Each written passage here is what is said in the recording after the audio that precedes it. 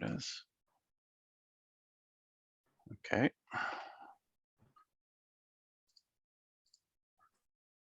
So good morning, everybody. Welcome to today's Ocean Policy Advisory Council meeting. I just began the broadcast, so we're going to hold for a minute or two while participants join us, and then we'll get going with introductions in the beginning of our agenda. Thank you for being patient as we begin. All right, just let me know when everybody's queued up, Andy, and we'll start. Okay.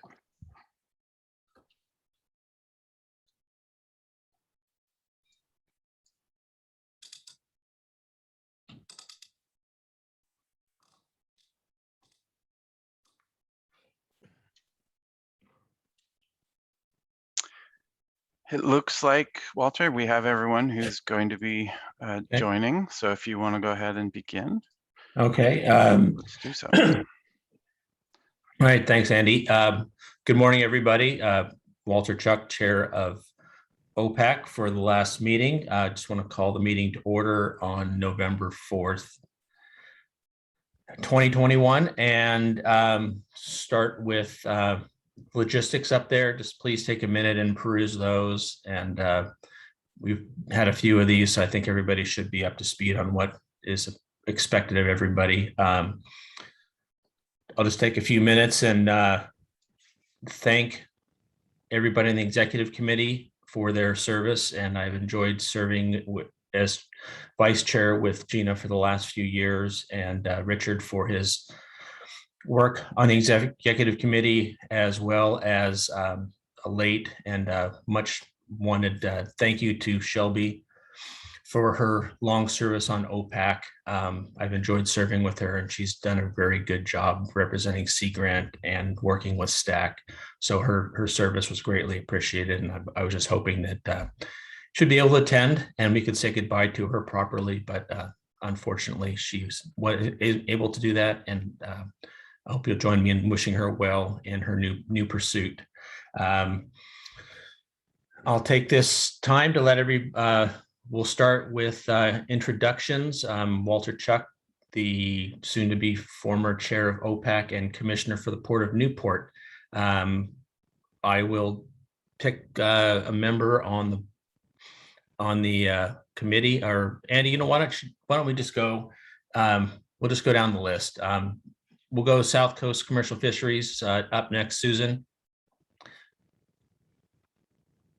Hey, good morning, everybody. My name is Susan Chambers, Deputy Director of West Coast Seafood Processors, and I represent commercial fisheries on the South Coast.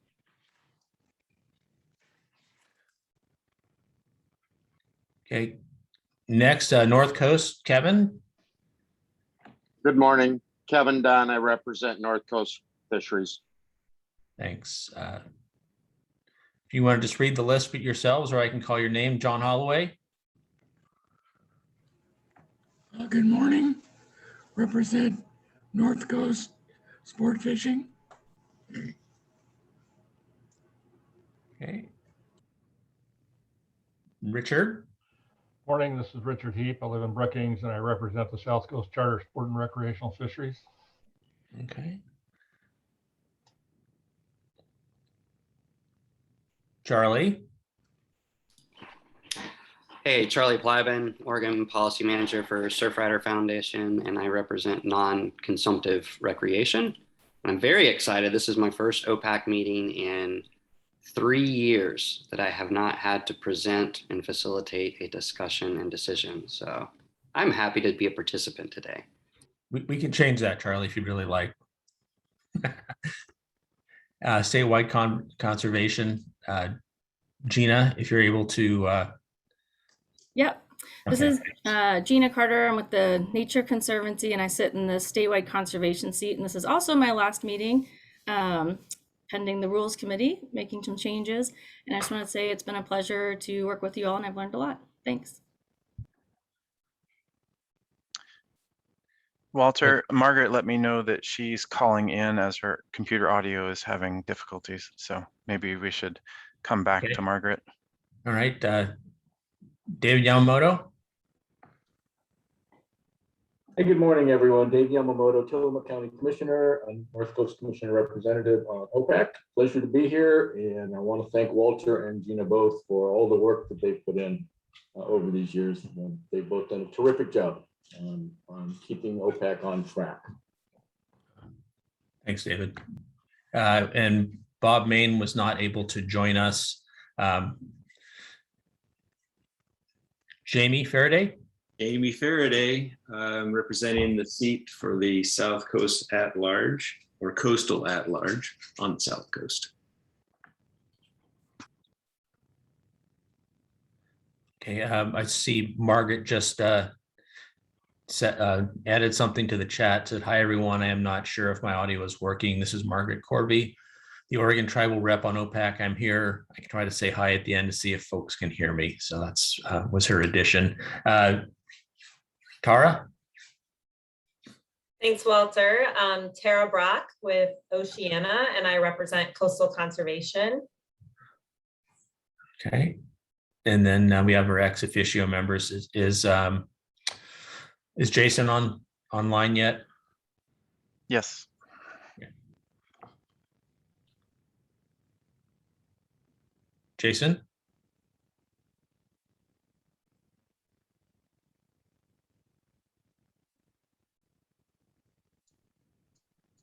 Okay, we'll go. I can see him there, so he must be multitasking. Okay, yeah. Ryan? Good morning, everybody. Ryan Huff here, representing Department of Environmental Quality, where I'm the policy and legislative analyst for our water quality programs. Karen? Yeah, good morning. This is Karen Bravey. I am with ODFW, and I'm the Marine Resources Program Manager.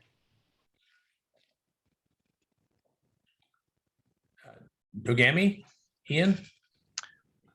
Jonathan Allen is their designee, and he sent me an email indicating he was not going to be able to be here today. Okay. Let's do that. DLCD, Patty? Good morning. This is Patty Snow. I'm the Oregon Coastal Program Manager representing Department of Land Conservation and Development. Okay. Parks and Rec, would that be Laurel? Hi, Laurel Hillman, Oregon Parks and Recreation Department, sitting in for Director Sumption. Thanks. And we have Dave.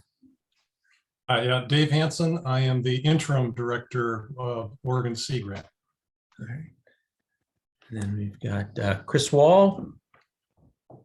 Hi, this is Chris Wall with NOAA's Office for Coastal Management. Hi there. Department of Ag, Lindsay. There's nobody here from agriculture today. Okay. And then we have coastwide small ports and OCZMA seat. Ray. Ray Monroe, coastal ports and local government from the OCZMA seat. You did me well, Walter. Yeah, thanks. Thanks for Ray, and thanks for being part.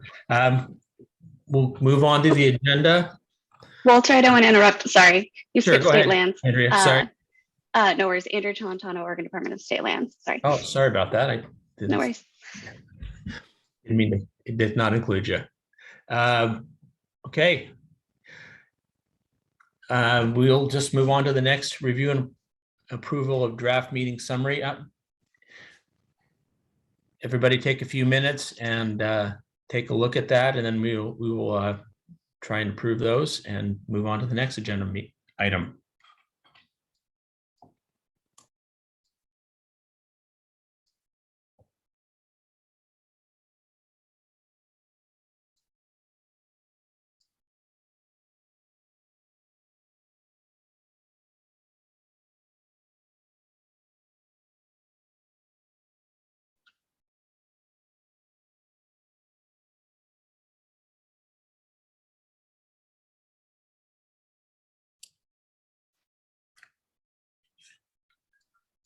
Okay, so if everybody's had a chance to look at the meeting summary and did not have any changes, I will take a motion to approve the draft meeting summary.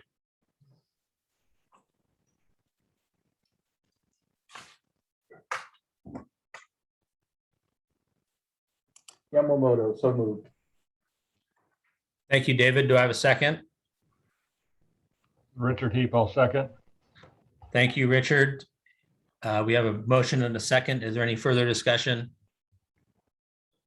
Okay, hearing none.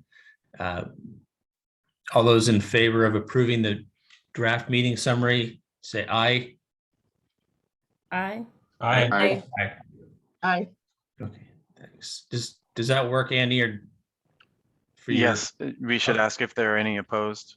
Okay, are there any oppositions? See, Charlie has his hand raised.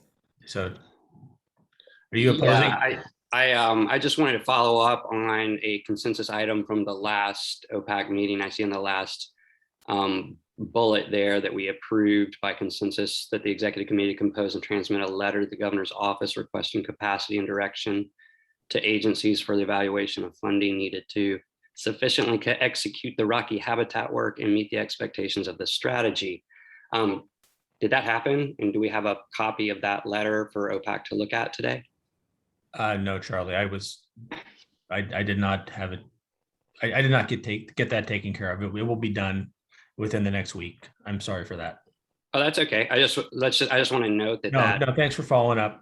Yeah, that should be a pin in our next meeting, or it should if the exec committee can.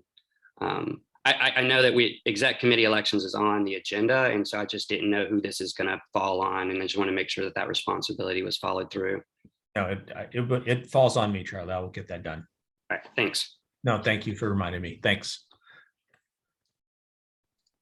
Okay, next we've got the next agenda item. I would like to take the time to remind people to sign up for public comment. Andy, we have the Google document, keeping track of that. I have Ken Doty and Joe Liebezeit. Do we have any other people that have signed up that I missed? Not yet, Walter, no. Okay.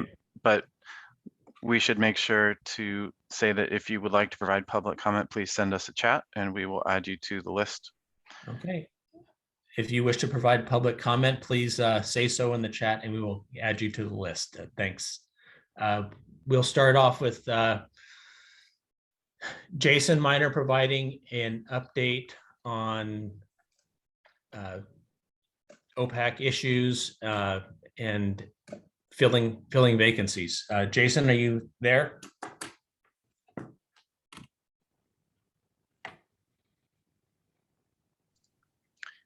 He did put in the chat, Walter, that he was presenting on another Zoom. So if he does not respond right away, we should rearrange that order. Okay.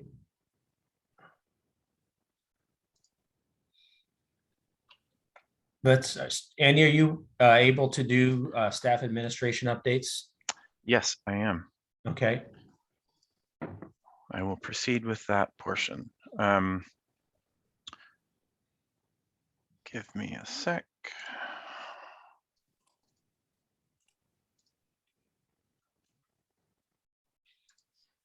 Okay. Are you all seeing some slides with an octopus on the image? Yes. All right. So I have some administrative updates for the council that I need to bring to you.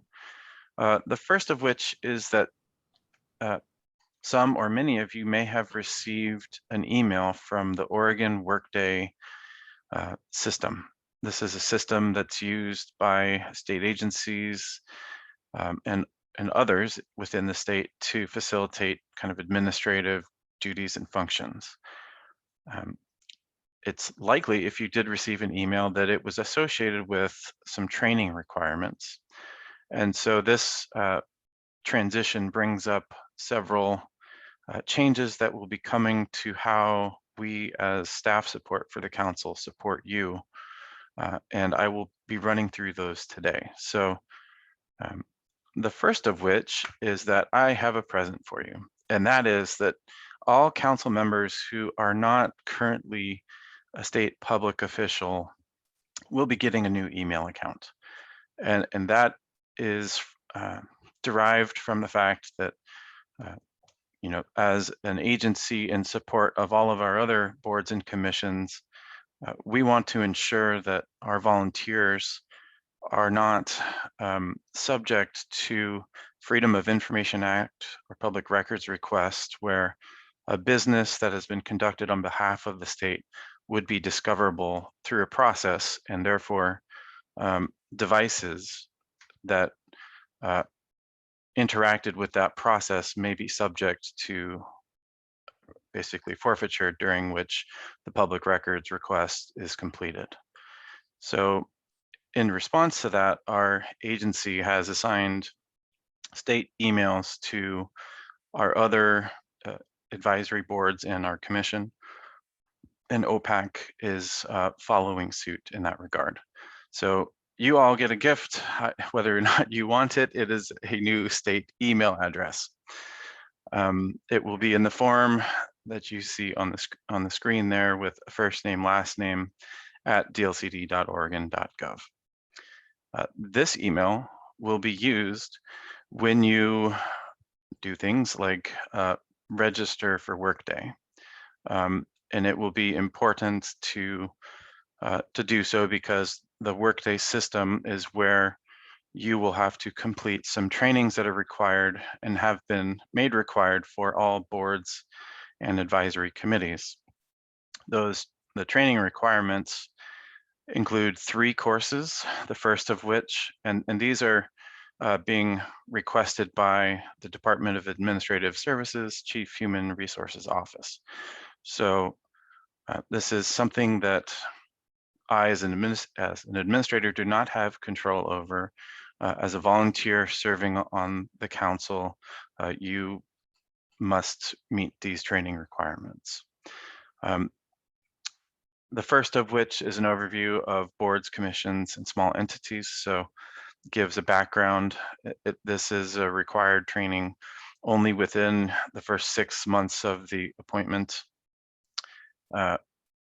There are potentially ways that our agency can have an alternate method for training rather than having you as an individual go and access the training course that's available through the Workday system. And that's something I will ask the council when I'm done with this, is how you would like to proceed, whether or not a training is something that you would be interested in staff organizing, or whether or not this is something that you are capable and interested in doing on your own time and effort.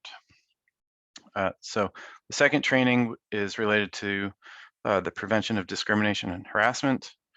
And the third is about information security training. Those 2 are both required annually each calendar year. If you do serve on another board or have had trainings in at least the discrimination and harassment component, you can have those covers or those topics waived as long as you meet certain requirements and communicate with the executive office appointment staff listed there below. So all that is to say that OPAC will be administered and supported with some new systems and some new methods. One of the other ways that this will impact the council is through the appointments process. I know that there were a couple of OPAC appointments slated for September Rules Committee, and those were shelved because the Senate Rules Committee did not meet. As a result of that effort, those new nominations and the individuals as such needed to resubmit applications via the Workday system, which is accepting electronic applications. So just let me know if you have any questions about nominations or the Workday process.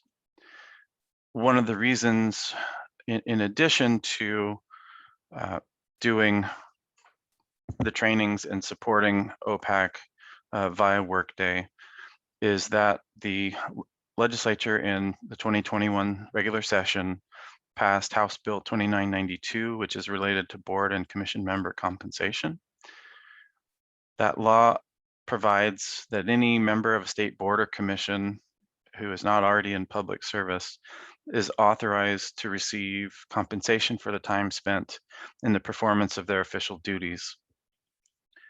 And this law was really put in place to help reduce kind of systematic barriers to participation in state boards, and potentially help increase diversity of representation on who can participate.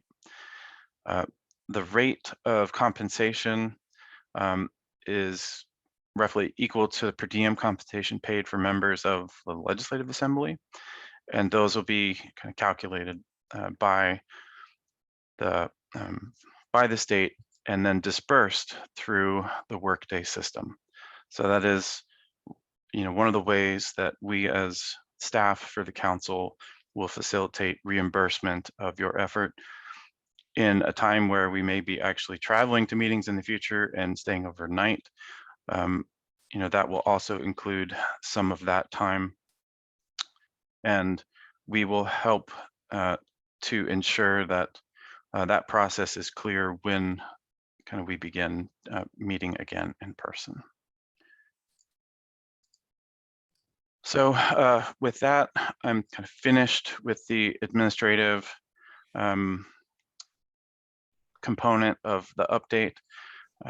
I see that some of you have already started. I see a chat from Charlie here indicating that he was assigned a username and password.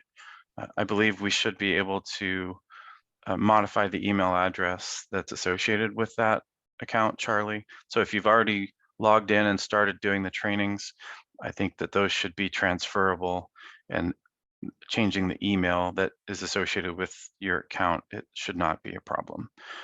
And we will be available to help you work with the executive office appointments to make that happen.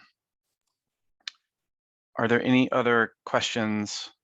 I almost put a meme from the Game of Thrones. Winter is coming, although I didn't really want to make the analogy of Ned Stark with OPEC.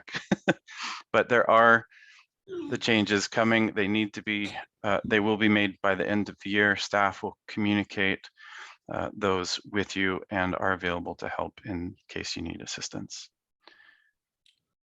Are there any questions on this stuff? Yeah, Andy, I just wanted to just say that for the public officials, when they first went over to Workday, some of the original messages got put over in my spam folder. So you might want to check back on some of that stuff. Yes, very, very likely that an email from the Workday system may be potentially registered as spam if you had not received emails from that address in the past and didn't specify that it wasn't junk in your email filter. So looks like we have Jason on board yet, because I had a question for him as far as future meetings for OPEC. But, yeah, Jason, are you able to? I'm here. There Thanks, and forgive me, I have two Zooms running.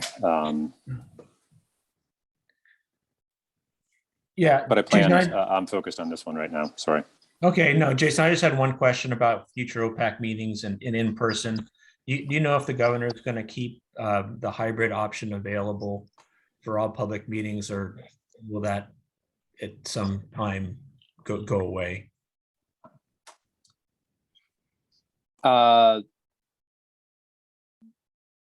Can you, by hybrid, you mean both in person, but with a remote option? Yeah. I think those decisions are really, based on week by week data and made sort of independent of me or the natural resource section. So I don't have a solid answer.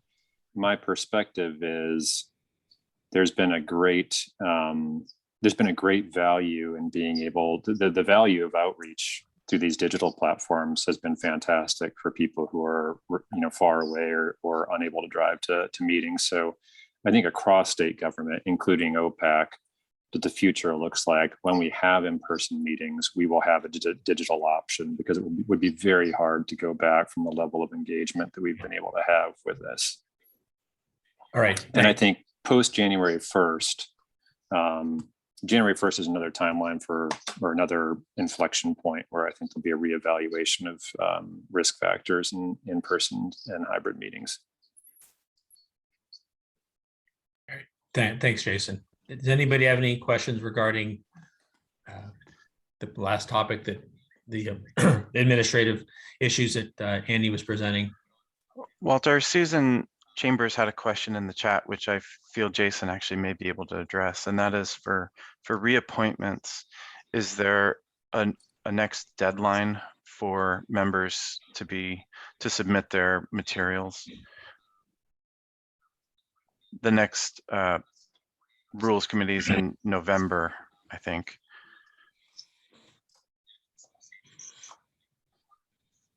We've already passed the deadlines for November rules. So the spreadsheet dated, or there is a public, an October 25th new or press release from the governor's office that includes the November nominees. Those November nominees include rolled over all the September nominees because the Rules Committee canceled its meeting in September. But there is I don't have an opportunity to move forward reappointments in the November Rules Committee at this point. We do very much expect there'll be at least a February, if not a January Rules Committee to move reappointments forward. Keep in mind, reappointments, seated OPEC members serve until they're replaced. So I recognize there's an importance to reappointment, but there's also functionally everybody remains, which I am extremely thankful for. And for those of you who have said you're willing to serve past the end of your second term, I'm very, very thankful. And for those of you who I've not talked to, but who are also serving past your second term, I'm also very, very thankful. Gina, sorry, Andy, I'm doing a little bit of your MC role, but I noticed Gina had a legislative comment in the chat. Yeah, if you, I don't recall a bill that requires remote access to state meetings. I'll But find the bill number. I'm pretty sure it passed. That was one that wasn't on my radar screen during session, so it certainly may have happened.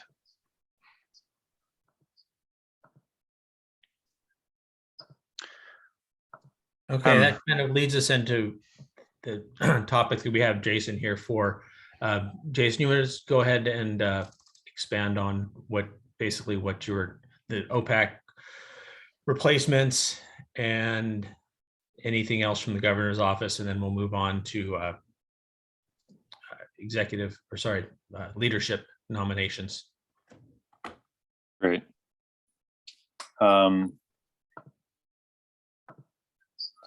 Last time we met, I think we all acknowledged that there are a lot of OPEC seats that are reaching the end. They reached the end of their second term about midsummer, if I recall correctly. We moved forward 2 nominations in the September process, and those, as I said, sort of roll over. You can see them on a September press release. They are Peggy Joyce and Joe Leibzitz. I apologize. I know you're on the line, and I have no doubt that I mispronounced your last name, Leibzeit. Those roll over to November. Those candidates will be before the Senate Rules Committee. I think it's November 15th, but Liebezeit. Sorry, thank you though. Liebezeit. Those candidates will be before rules at the interim ledge days. And I believe that that's November 15th.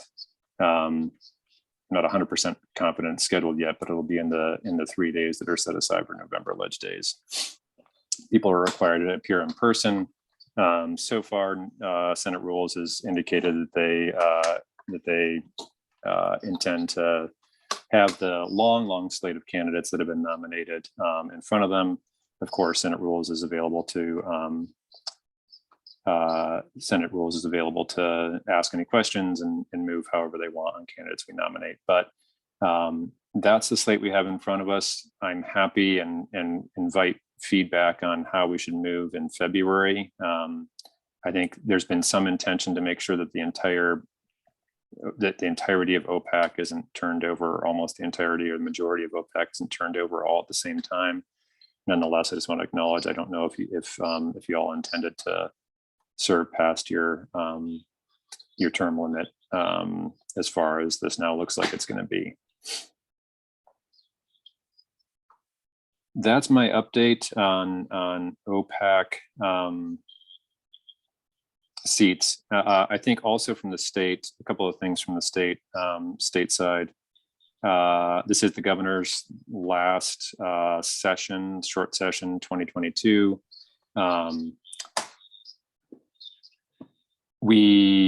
She has 3 bills. I think they're committed. 2 of them are natural resource issues, or at least one of them is a natural resource issue, which will be moving forward the private forest accord that garnered some media attention over the weekend.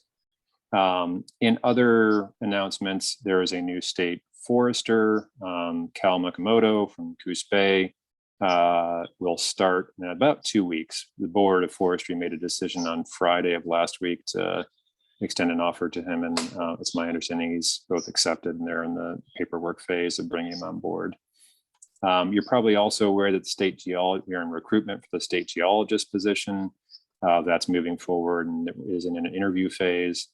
The director of DLCD has announced that he is retiring in spring. So there'll be a recruitment for DLCD as well. That hasn't begun yet. And we have a new director of OWEB as of about 4.5 weeks ago. Lisa Hansen from the Oregon Department of Agriculture took the leadership role at OWEB. I mentioned that because those are all agencies that you all no doubt think about, interact with at various times, and that affect policy or affect policies that we're all interested in.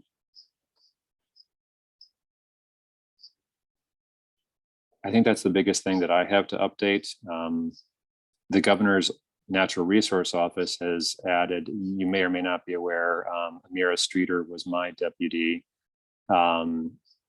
She has taken over the energy and climate portfolio. If you participated in the BOEM governor's office wind panel, offshore wind panel recently, you may have noticed that Amira was the one presenting.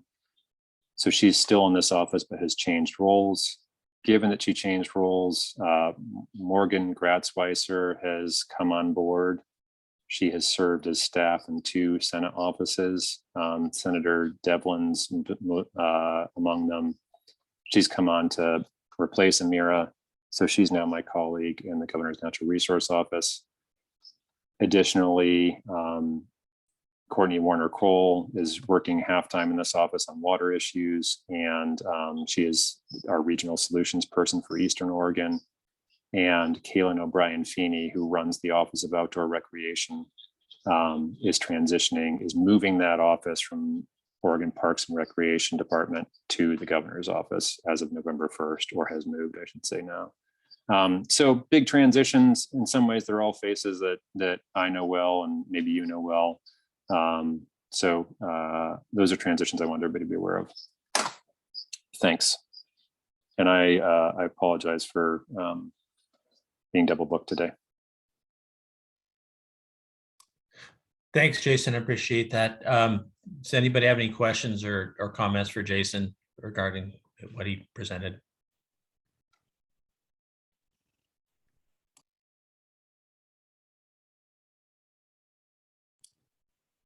Okay, I don't see any. Jason, thanks for the update, and appreciate the update, and it's been a pleasure working with you. Thank you, Walter. I really appreciate your leadership, and I appreciate your ability to stay on and guide OPEC through some transitions.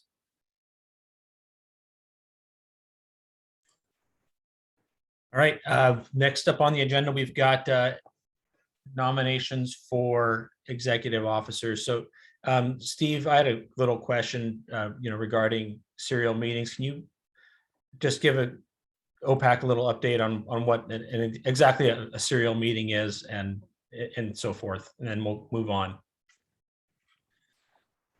Sure. Thank you, Walter. Steve Shipsey, Oregon Department of Justice.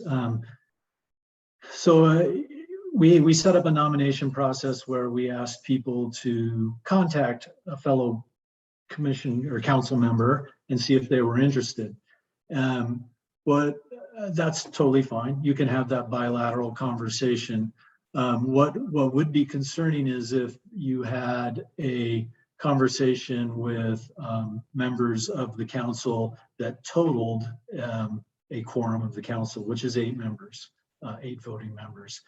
So a serial public meeting happens when, rather than having a quorum convene and deliberate or make a decision in a public setting, which is what the public meeting law requires, a quorum gathers kind of inadvertently or perhaps directly on purpose, but where you have a series of conversations between council members that cumulatively totals a quorum of the council, and in those conversations, the council members reach a decision on an action that needs to be taken in a public meeting.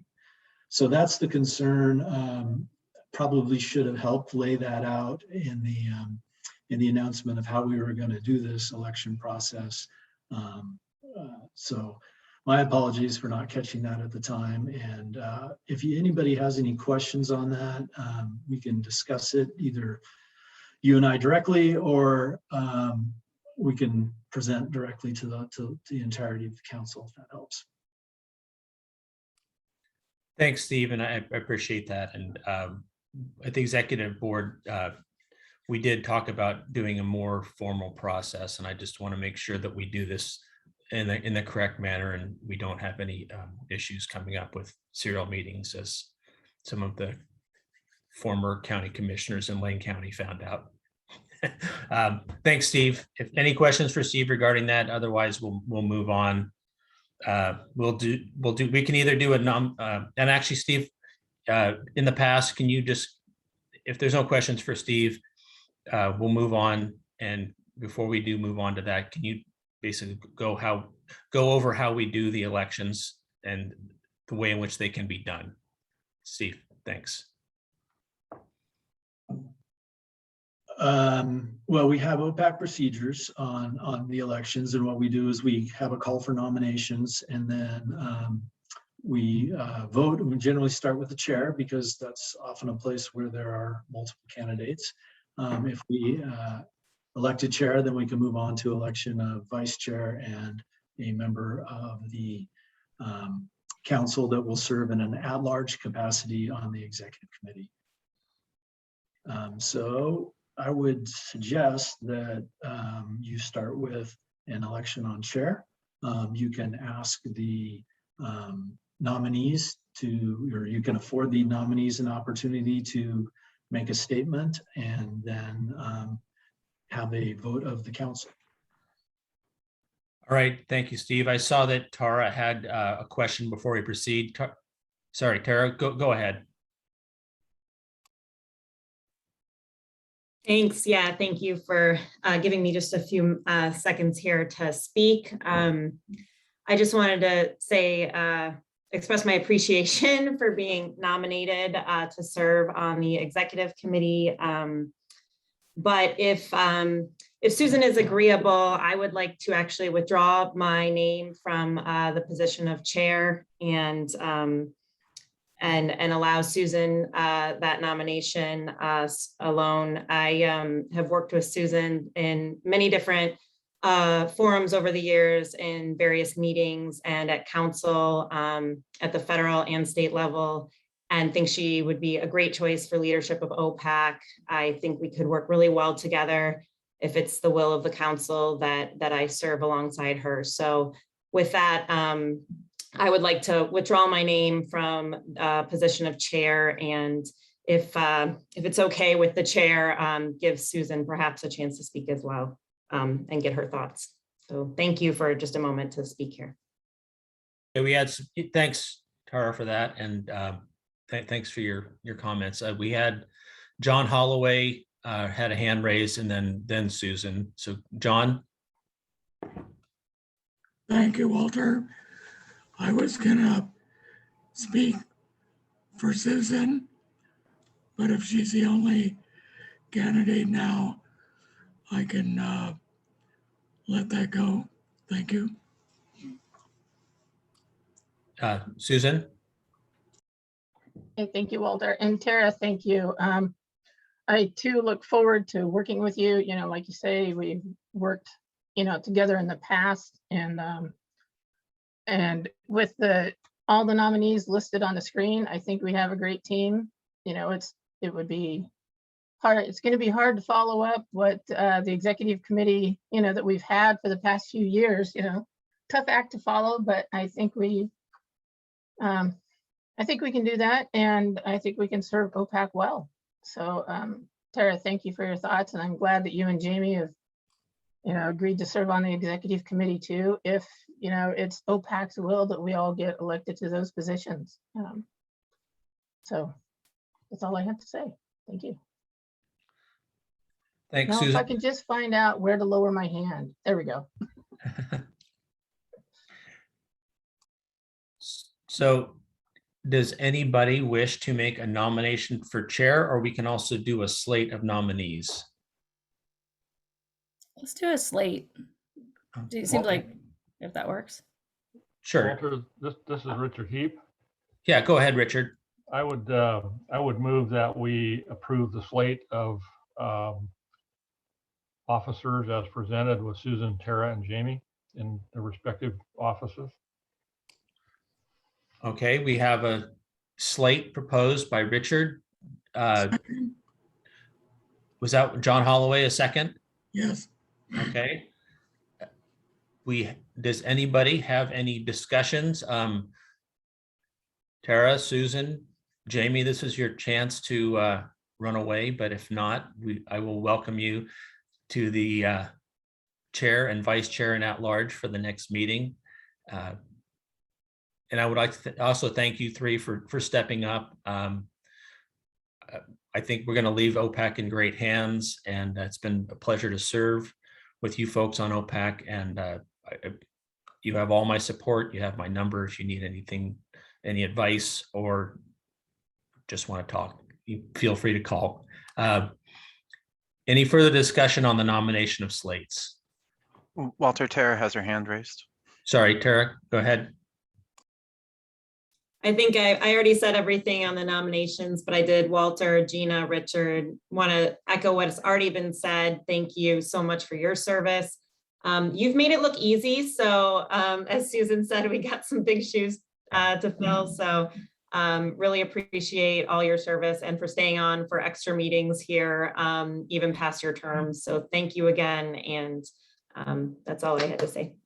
All right, thanks. And my last to the new executive committee is you're being left in good hands. We made it look easy, and much of that, and almost all of it, I'll say, was up to Andy. So I've appreciated working with Andy for many years, seeing him shuffle the recording equipment, and then now in his position. So Andy, it's been a pleasure to work with you, and Patty. I have nothing but good things to say about Andy and what he's done for your program.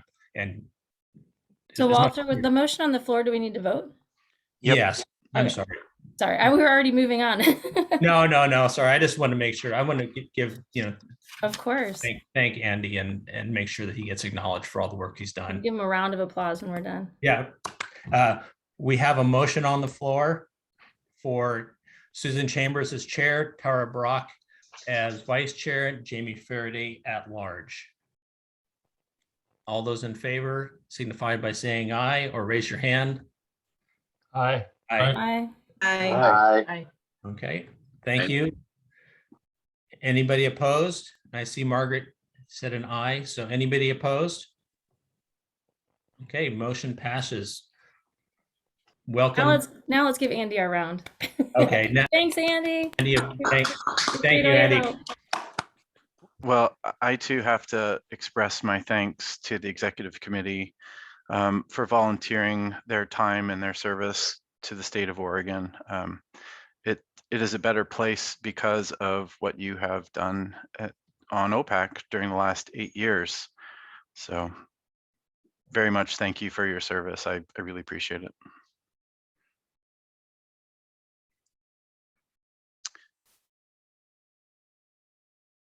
I think we're on to public comment, or unless you have anything else to add in this item, Andy. I do not. Okay. So let's go ahead and move to public comment. This is a last call for public comment. Right now we have Ken Doty, Joe Liebezeit, and Mike Okanuski for public comment. If there are people online that wish to make public comment, please add your name to the chat. Otherwise, I will call the people in order for public comment. Andy, I'm not seeing anybody, but I'll keep track of it while they're doing public comment. You let Kent Doty into. Yep, Kent, you should now be able to unmute and speak. Okay, thank you, Chair Chuck and OPEC members for providing the public comment opportunity. My name is Kent Doty. I'm with the Audubon Society of Lincoln City, and I'm speaking on behalf of organizations and individuals that submitted Rocky Habitat proposals during the pilot phase. Andy's gotten a lot of props today, and we'd like to chime in too. We'd like to acknowledge the collaborative engagement that the public has experienced with DLCD that they've demonstrated as they revise sections E and Appendix C being presented to you today. We're particularly grateful to DLCD for hosting the July workshop and for allowing proposers to provide a detailed recommendations via formal presentation at that workshop. We also appreciate that DLCD staff made the time to speak with us individually, answer questions, and consider additional recommendations for improving the habitat designation process. Lessons learned during the initial phase are reflected in the revisions before you today. Most importantly, we have strengthened collaborative working relationships that we hope will continue to contribute to the strategy's success for years to come. 6 entities that submitted proposals during the initial process, as well as Portland Audubon, collectively provided comments on the draft revisions to Section E and Appendix C. We thank DLCD for incorporating the majority of those recommendations as you're being presented today. I'll just reiterate a few additional recommendations moving forward. As a reminder, C-Sketch, wonderful tool, very useful, but we've commented in public comments that there's significant revisions needed to make it a viable platform for the proposal process. A scoring matrix. Our public comments included a detailed scoring matrix that corresponds to the proposal form in Appendix C. We strongly recommend DLCD and the subsequent technical evaluation group use such a scoring matrix. We believe this will greatly enable a more efficient and objective evaluation process. I'd also urge that please retain the 1994 recommended sites in the strategy. They're currently located, stated in Appendix F, and we simply ask to retain this appendix so we don't lose this important work. They represent the state's most comprehensive accounting of unique and special rocky habitats along our coast. In the event of an adverse impact, such as an oil spill, a robust inventory, inclusive of the 1994 sites, will be crucial for the state to be fairly and timely compensated through a natural resource damage assessment. We also suggest the consideration to conduct a resource inventory of rocky habitats to illuminate management needs. Although the working group decided a new field inventory outstripped the resources available for this update, an additional grant application to NOAA could be sought to conduct a field inventory. The ability to compare new data to the 1994 data will illuminate habitat degradation, improvements, or new pressures that would guide RFPs in the future for the site designation process. Thank you for this opportunity to speak. Thank you, Mike, for your comments. And I just want to say that we did have public comment till 10 a.m. If we do not make it till then, we will stay in our meeting until at least 10:05 to make sure that people who want to join in to make public comment do not miss their opportunity to speak. Next up, we have Joe Liebezeit. Can you please let him in? You guys hear me? Yes, we can, Joe. Thank you. Oh, great. Thank you, Chair Chuck and OPAC members. My name is Joe Liebezeit, staff scientist with Portland Audubon. I'll be providing comments in support of and in addition to what Kent Doty at Audubon Lincoln City just provided regarding the Rocky Habitat Management Strategy. Specifically, I'd like to touch on the further evaluation proposal process and the future of TSP3 support. First, I would like to reiterate our thanks to DLCD for working with our collective groups the past several months. In particular, we anticipate the renewed collaborative spirit exemplified in the strategy revision process will carry over to the upcoming workshops for the 6 further evaluation Rocky Habitat proposals that still need to be evaluated. We recommend DLCD review the proposers' responses to the considerations that the Rocky Habitat Working Group identified for the previously submitted proposals. And for those of you on OPAC who may not recall what those quote unquote considerations were, those were the problems that were in the proposals that were the working group identified and asked the proposers to consider amending their proposals to resolve them. The proposers addressed those considerations when they were invited to present their site proposals at the April 2021 workshop. However, there was not a clear process laid out at the workshops for the working group to assess the proposers' responses to the considerations on the fly. So we recommend that in advance of the further evaluation workshops, DLCD and the other appropriate agencies review the proposer responses that have been submitted already to those considerations to determine which considerations have been resolved and which of those still need to be reconsidered at the upcoming workshops. And then in advance of the further workshops, the proposer should be notified of this so the workshops can be conducted efficiently. We also recommend that it would be appropriate for DLCD to consider using the new Section E, if hopefully it gets through today, through OPEC approval, and also using a scoring matrix like the one that we provided in public comment to review further evaluation proposals. This would provide both an objective and efficient way to review these proposals and test out how well the new Section E performs prior to future RFP initiated process. And this fits in line with the view that the initial round of proposal submissions was a pilot effort. This will be the only time to test the work just completed with a group of proposers that understand it as a pilot. All 6 proposal entities are in support of this potential pathway as noted in our last public comment letter.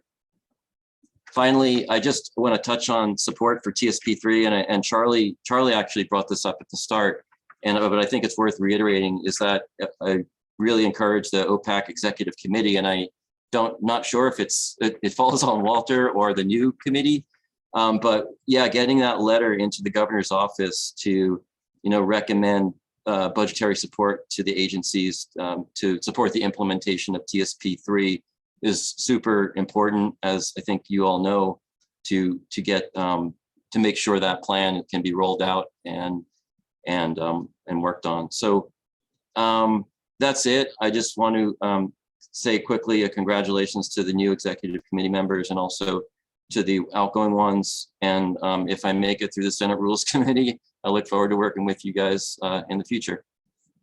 Thank you. Thank you, Joe, and thank you for your comments.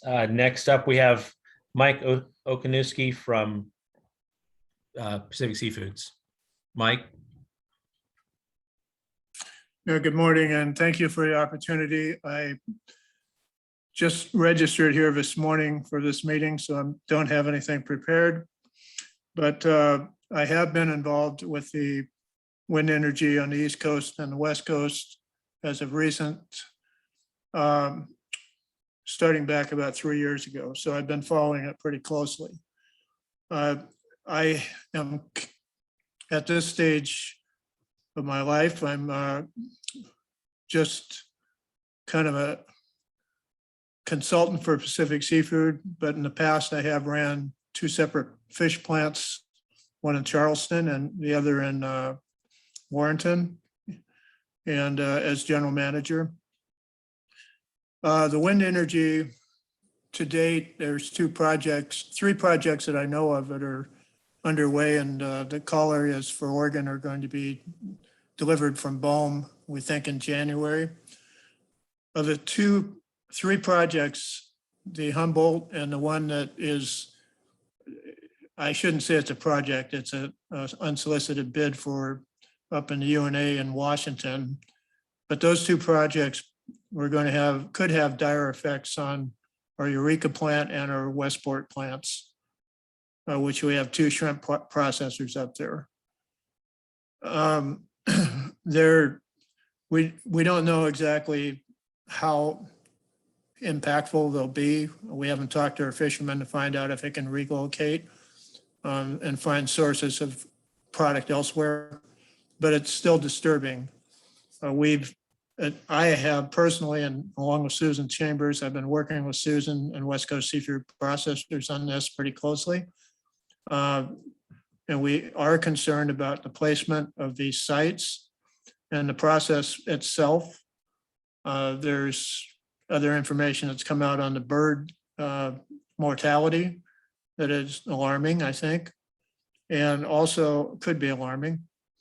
So I think everybody, what we'd really like, and I'll just cut to the chase, is to see if we could get the governor to produce a policy on wind energy and what's acceptable as far as removal or impacts to fisheries. We've heard that they want to minimize that, but I think there's a long ways to go as far as our understanding of what that means to mitigate that. Karen Braby has been working very hard on this at the council level, Pacific Council. And Susan and I are both on a ad hoc committee that's going to be going for at least 2 years on this wind energy development in Oregon. So I'll leave it at that. It is of, I'd say, very great concern to Pacific Seafood and also the West Coast Seafood Processors, as well as quite a number of fishing vessel owners and captains that I've talked to, so from Oregon. So thank you very much for your time, and have a good morning. Thank you for your comments, Mike. I saw that we have Lee Anderson would like to give comment. Can you please let her in? And we also have a Jesse. Sorry. Yep, Lee, you should be able to speak. Yeah. Okay, yeah, I think I'm unmuted. So yeah, Lee Anderson. You can consider me the informal representative of a few thousand recreational divers in Oregon, also a member of ORCA. And I just wanted to follow up from a comment I made maybe a couple months ago, at least to a subset breakout session of an OPEC session. There were 3 members, I believe, in that. Anyway, my concern is the kelp forest catastrophe that's unfolding along the Oregon coast since roughly 2013-14. And the very slow pace of ODFW's response to that catastrophe.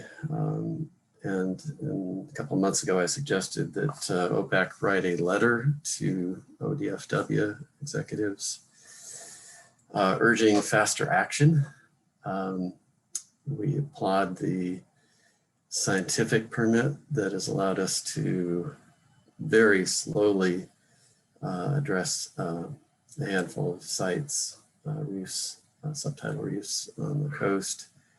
But the logistics of doing such, combined with sea conditions, mean that the actual treatment of these few sites to restore them as seed banks for kelp on the coast, which is especially dire in the North Coast,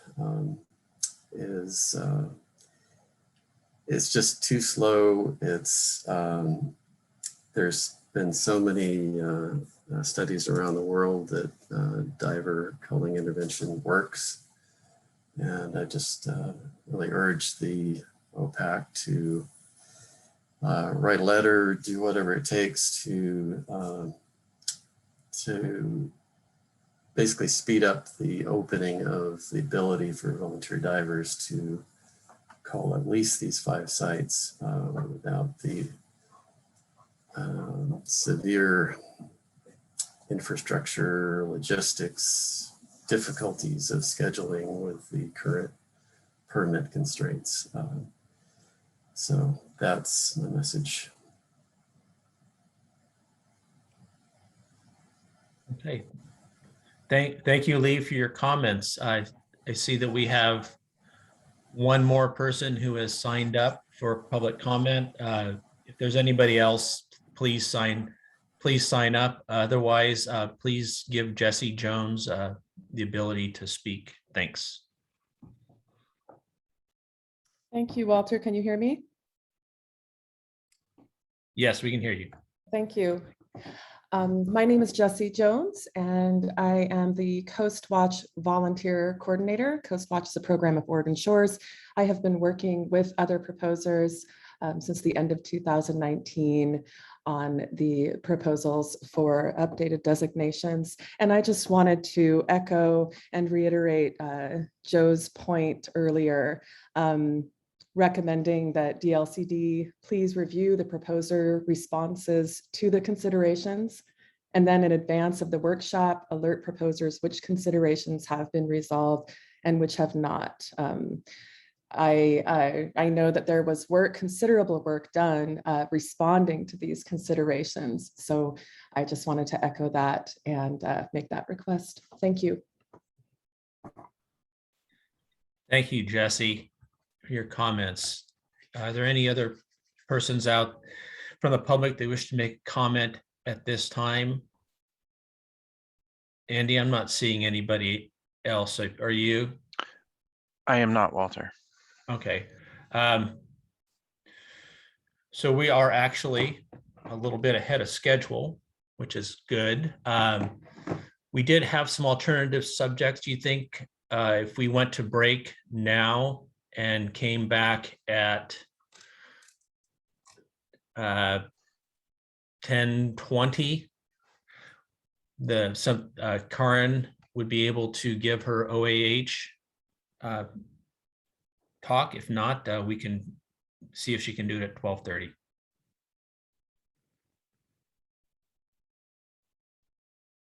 Karen?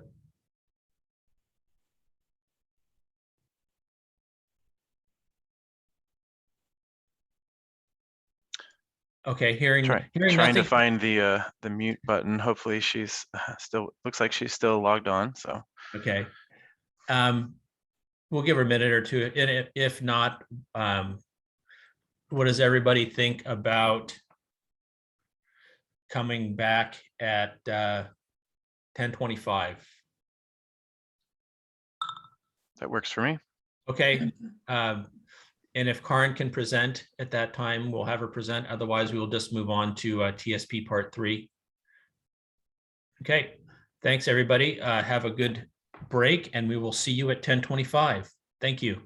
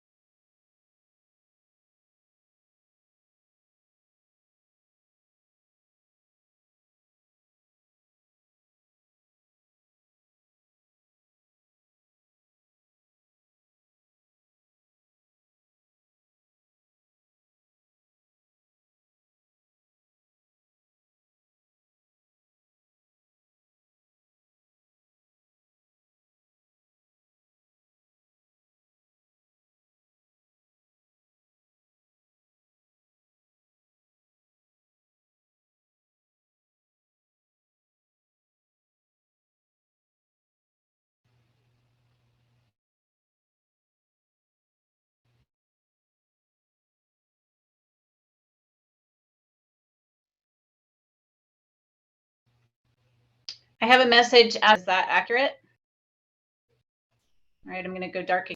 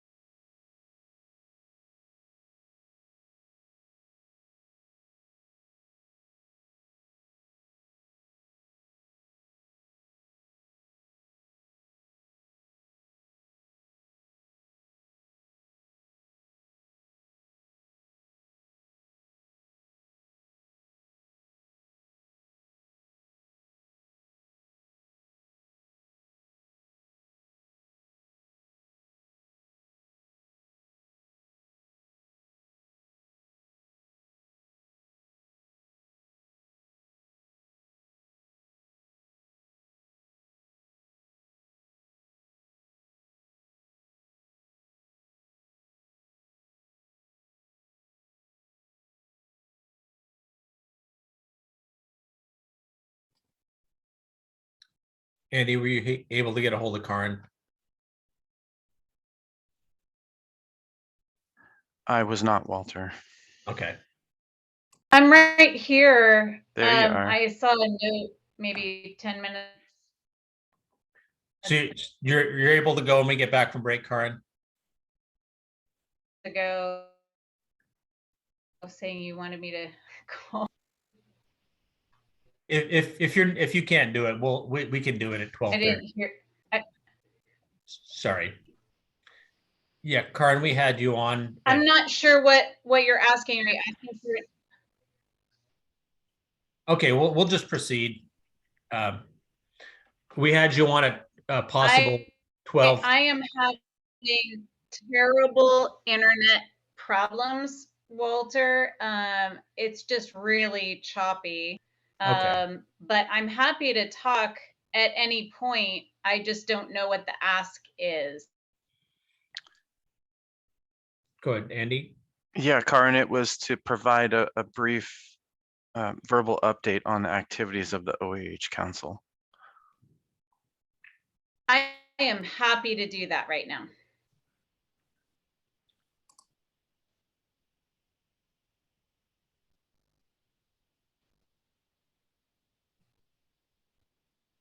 Okay, well, members of the committee, can we indicate by chat or raising your hands that you are back with us? We've got a bunch of raised hands here. It looks like we have most folks back. Okay. All right. We'll just go. We'll proceed. Welcome back from the break. We did have a possible update from OAH from Karin at 12:30. She's able to do that now. So Karin, you have the floor as long as your internet connection allows. Please jump in if you have trouble hearing me. I'm happy to do this now and jump in later if that's better. But I'm happy to, first of all, Karin Brady, Oregon Department of Fish and Wildlife Marine Resources Program Manager. I am also the co-chair of Oregon's Ocean Acidification and Hypoxia Council, along with Dr. Jack Barth. And we have been working to implement House Bill 3114, which was passed by our legislature in June of this year and included a little over $1 million that is flowing to the Oregon Ocean Science Governance Trust for the purposes of several competitive grants. And so the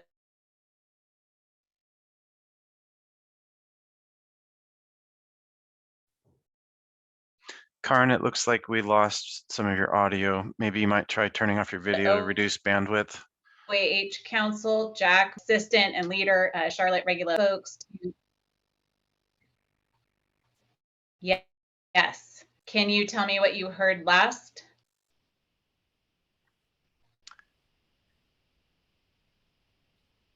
I think you were just introducing the council more broadly. Yeah.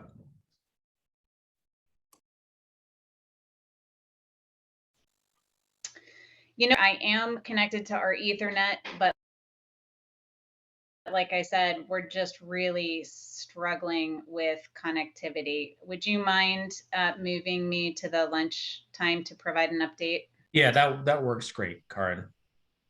Yeah, sorry we couldn't do it at this time, and, Okay. and thanks for giving it a try. We'll move on to our next agenda item, Territorial Sea Plan Part 3, RHMS. Andy, there's probably a couple parts to this. Before you give your update, can you basically ask, let us know what you need from OPAC so we can get this done, especially the rulemaking and the housekeeping parts. Thanks. Yeah, thanks, Walter. I will get to that very shortly. Again, Andy Lanier, Marine Affairs Coordinator for DLCD. And as Charlie mentioned, a slight change in role for me on the council, coming to you as staff, briefing the council. That's been different than what we have done before, which the working group kind of chair has led. So to remind the council where we were at the end of our last meeting, we did approve updates to the strategy. OPAC asked the state to basically reconsider the strategy section E and Appendix C for revisions at the fall meeting. That would come after staff conducted a proposal process evaluation workshop and also came up with a plan for how to handle the further site evaluations that were not moved forward as sites as part of the original OPAC consensus. We also delayed the start date. So as Walter indicated and asked me right up front here is, what is a successful meeting from a staff perspective? Well, the first thing that I need to have OPAC do is officially document that you had an opportunity to review rulemaking documents that will be published by our commission in association with the rulemaking effort. I also need OPAC to consider the draft amendments and hopefully approve the revised section E and Appendix C, as well as consider the recommendations from tribal consultation. And then finally, OPAC needs to help with a decision on whether or not to approve the further evaluation process that was recommended by staff in our memo and letter of September 16th. I'll go into more details on that when we get there. But task number one, the rulemaking documents review. As specified in my emails to the council, OPAC is designated as the official rulemaking advisory committee for the Part 3 amendment process. That means that as a rulemaking advisory committee, it is the council's role to have an opportunity to review and comment on a couple of rulemaking documents. Those are the notice of proposed rulemaking, fiscal impact statement, and housing impact statement documents. I emailed those to the council several weeks ago as a part of my communications, and those are posted online in the meeting materials folder. At this time, are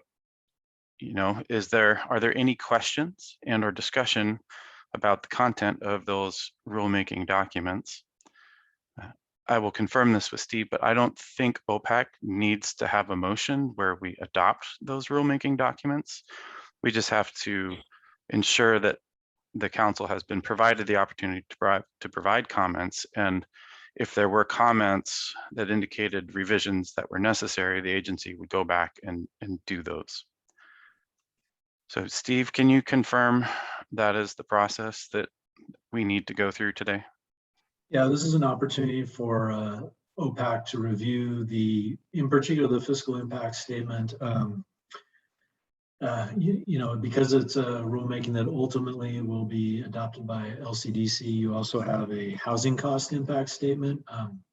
This is generally not one of the rules that will affect housing, but a lot of things that LCDC does otherwise would have an impact on housing. So that's a requirement in statute that any LCDC rulemaking have a housing cost impact statement, and then also the notice. But particularly your attention would be directed to the fiscal impact statement. And if there's any questions or comments for the department on that, now would be a great time to have that. And then if those are all acceptable, we will go ahead and utilize those documents when the notice is provided to the Secretary of State of this rulemaking.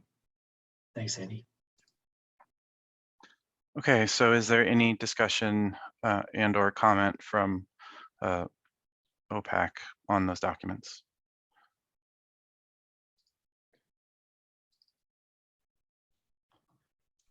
Okay. I'm not seeing anybody with any questions or comments. Are you seeing anybody, Steve or Andy? I am not. Okay. If anybody has any questions or discussion, you know, please bring it up now. Otherwise, we will do this by consensus, Andy, or just acknowledge that we have been given the materials.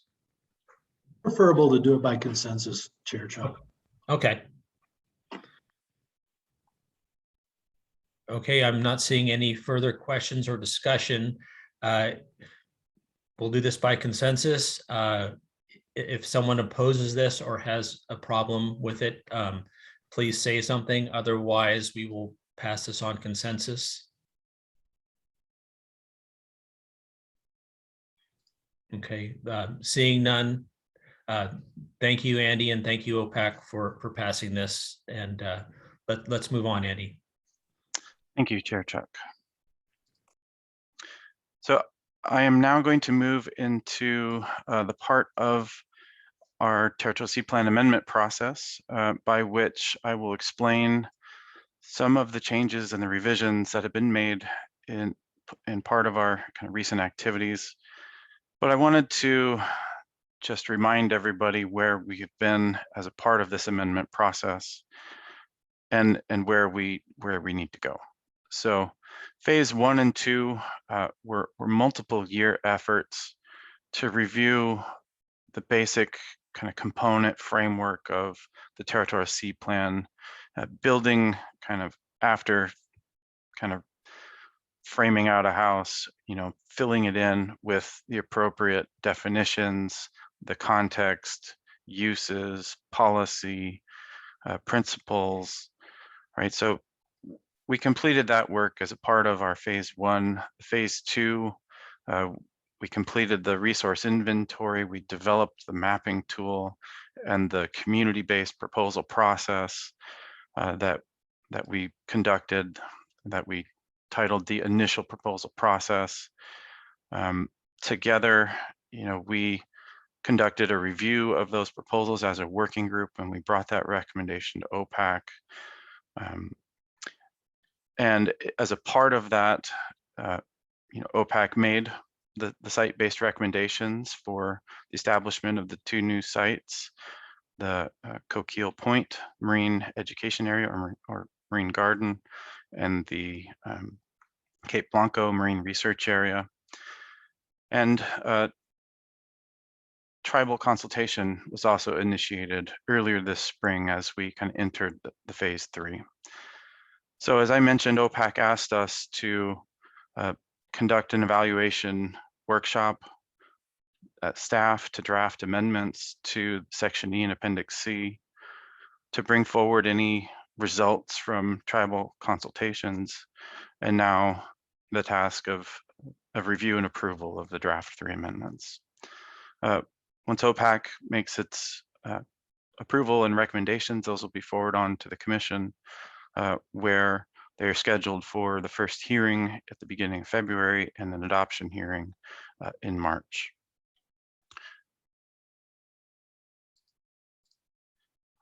Oops.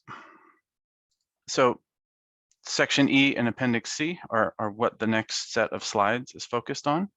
And that's really the overarching kind of work that we as a group have done as a part of understanding and making improvements to the proposal process. I flashed these reflections that we had, that Charlie and I presented at our last meeting. You know, we heard a lot about issues of timing, you know, not having time in particular phases and clear deadlines.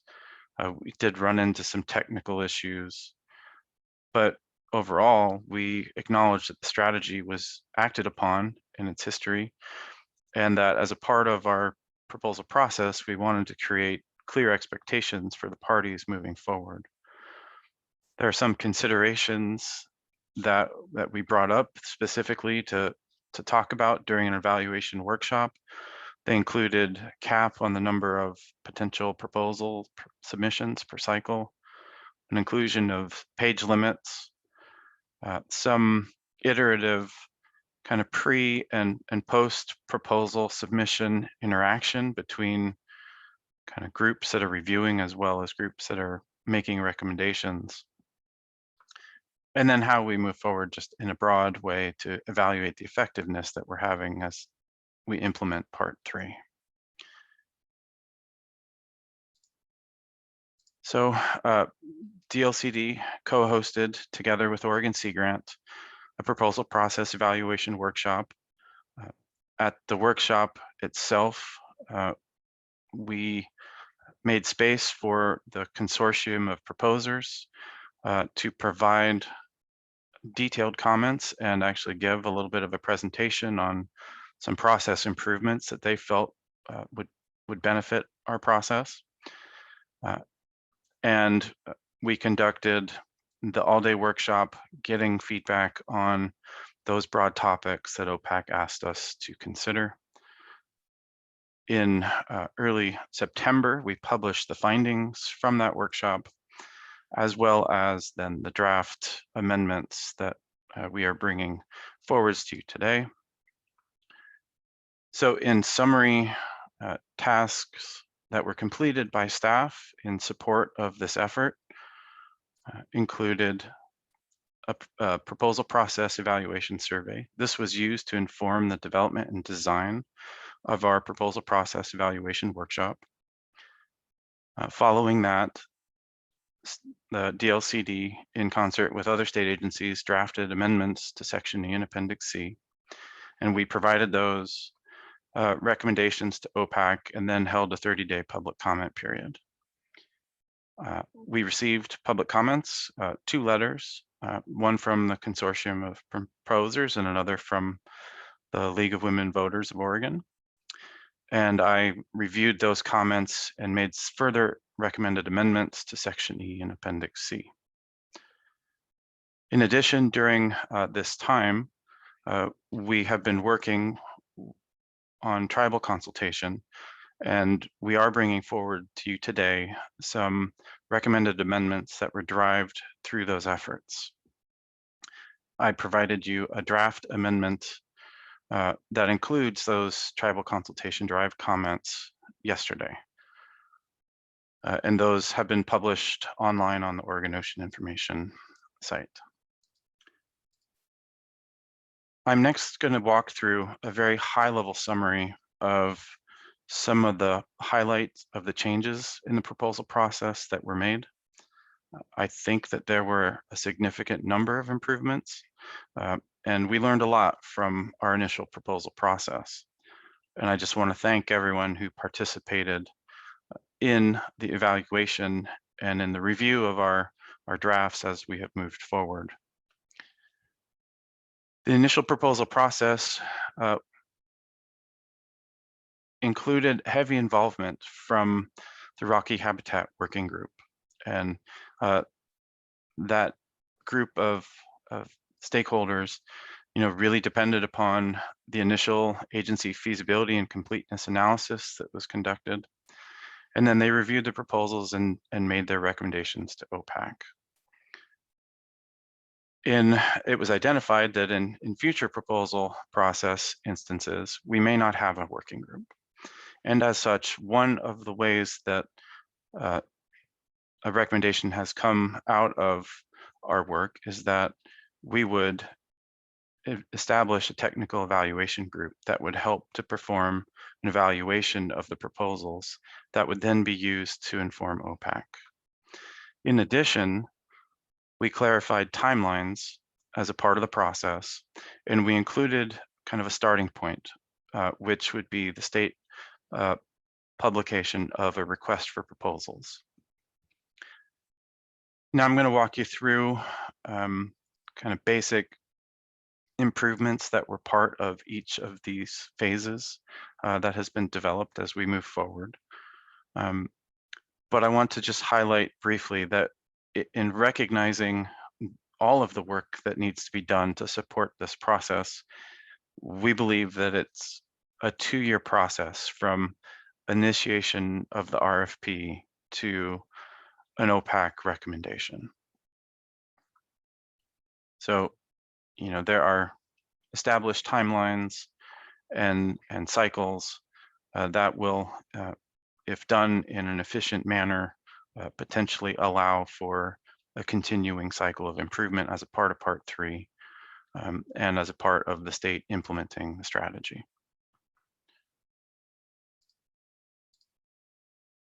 So as I mentioned previously, one of the biggest improvements to our process was the creation of a site-based designation request for proposals notice that would be developed by the relevant agencies. The development of the RFP would be informed by state priorities, state plans established by relevant ocean management entities, like the Oregon Ocean Science Trust, the Ocean Acidification and Hypoxia Coordination Council, the Territorial Sea Plan, or others. In issuing an RFP, the public would be notified of the process timelines, phases of work, and the prioritized evaluation criteria. This would lay out a process that wouldn't be changed mid-cycle. That was one of the things we heard loud and clear, is that as we were conducting our initial proposal process, things may have changed in response to actions or activities, and that led to uncertainty with our participants. Publication of the RFP will be informed by an OPAC review, and OPAC may establish process constraints such as a review of the focus and/or goals of the proposal cycle, any kind of geographic restrictions on focus for proposals, and/or a cap on the number of proposals to be evaluated.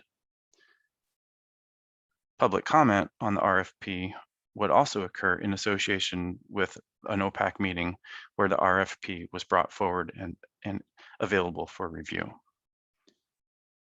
And to remind folks, we spent about 6 months on the initial proposal process submission timeline, and we received comments that that was tight. So we have made the first kind of phase, both RFP issuance and then submission of the proposals, to be approximately equal to 8 months. One of the things that was added in phase 2 was a pre-proposal meeting. And this is a requirement that would allow state agencies to understand the intent of a proposal, agencies who would need to participate in a pre-proposal meeting, and then provide an opportunity for the proposer to present to the agencies questions about their idea. As a proposal developer, a community or an individual would need to answer all of the proposal questions using the available resources, local knowledge, or other information provided through communications with agencies. They would need to conduct community engagement or coordination so that there's awareness about the proposal in others nearby who may be impacted by the proposal itself. And the proposal will be submitted through attachment to the proposal outline that is generated through the Rocky Habitat web mapping tool.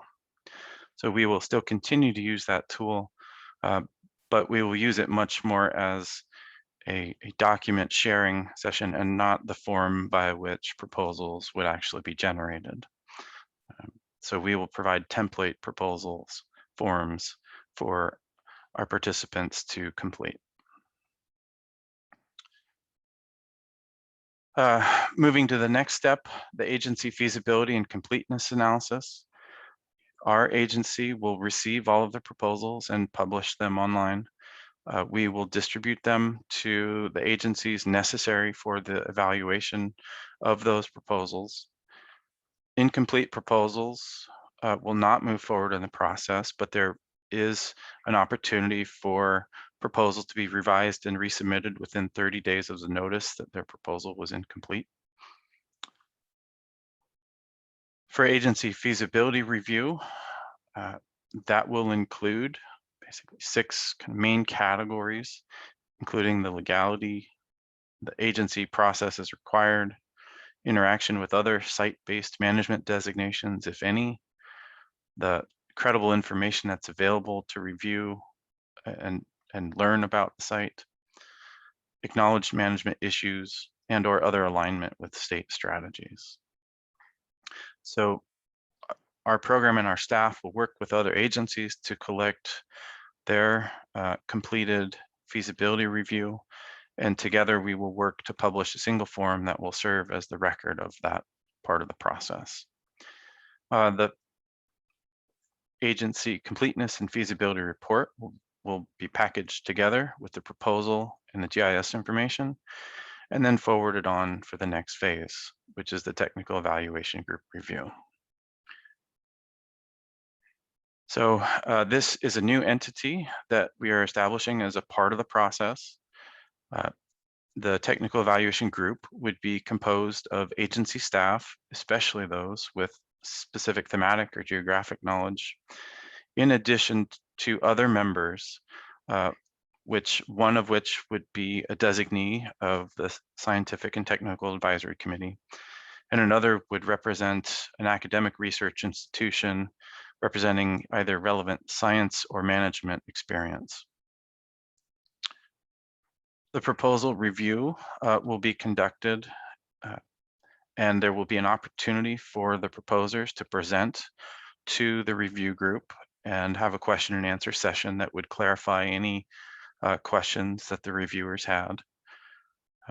The review will be conducted using a guide that's developed as part of the generation of the RFP, and it may include both qualitative and quantitative evaluation components. But the underlying evaluation of those proposals will be founded upon the strategy goals, objectives, principles. And as we move forward into the future, the guide and the technical evaluation group review may be updated in each proposal cycle based upon further review by OPAC. But again, the review guide and evaluation forms will not be changed within a proposal cycle itself. The draft also specifies timelines for the review steps, specifically timelines for review of the technical evaluation group review, which would allow for response from proposers to clarify any questions or further respond to questions raised by the group.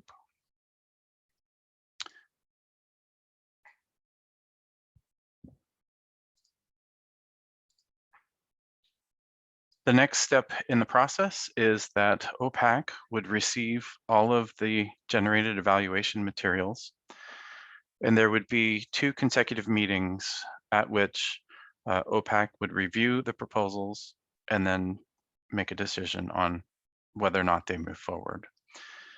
And the first meeting will really be an opportunity for OPAC to become more familiar with them, review the evaluation materials, receive presentations from the proposers, and ask questions of the proposing entity. The second meeting would be where OPAC will come together, review any public comments that were submitted in the interim, any proposal changes that may have been made by the proposers, and then consider whether or not to recommend the site designation change. Following approval of the site proposals, they would be then forwarded to my commission, where LCDC would receive the OPAC recommendation in accordance with kind of existing commission procedures and protocols. We, as staff, would present the OPAC recommendation and provide an opportunity for commissioners to answer questions and public testimony to be received. LCDC would then make a determination on the OPAC recommendation, and if adopted, it would be incorporated into the Rocky Habitat Management Strategy, and we would move forward with adoption as a program amendment with NOAA. If not, the recommendation will be returned to OPAC with recommended revisions based upon the Commission's findings. So that's the main set of highlights for improvements to the new recommended proposal process. I do want to quickly cover, a significant change that was made to Appendix C, and that is that in recognizing the fact that questions that the proposers would need to answer may change in association with focus of the RFP, we did not want to have an appendix that would need to be amended each time that a proposal cycle was conducted. So we needed to have some flexibility in being able to add questions and document the ways that in a specific proposal cycle, the focus of the process will be modified.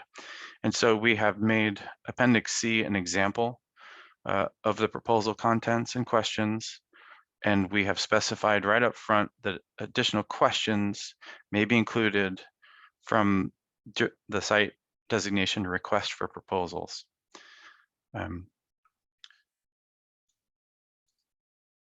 So that sums up our work on the development of the draft amendments for Section E and Appendix C. Now I want to briefly cover work on the tribal consultation recommendations that we have brought forward to you today. So as mentioned early in the presentation, DLCD and the working group worked hard to ensure that tribal coordination was possible throughout the TSP amendment process. As early as November of last year, we received and made some draft amendments that OPAC actually adopted in May to the draft.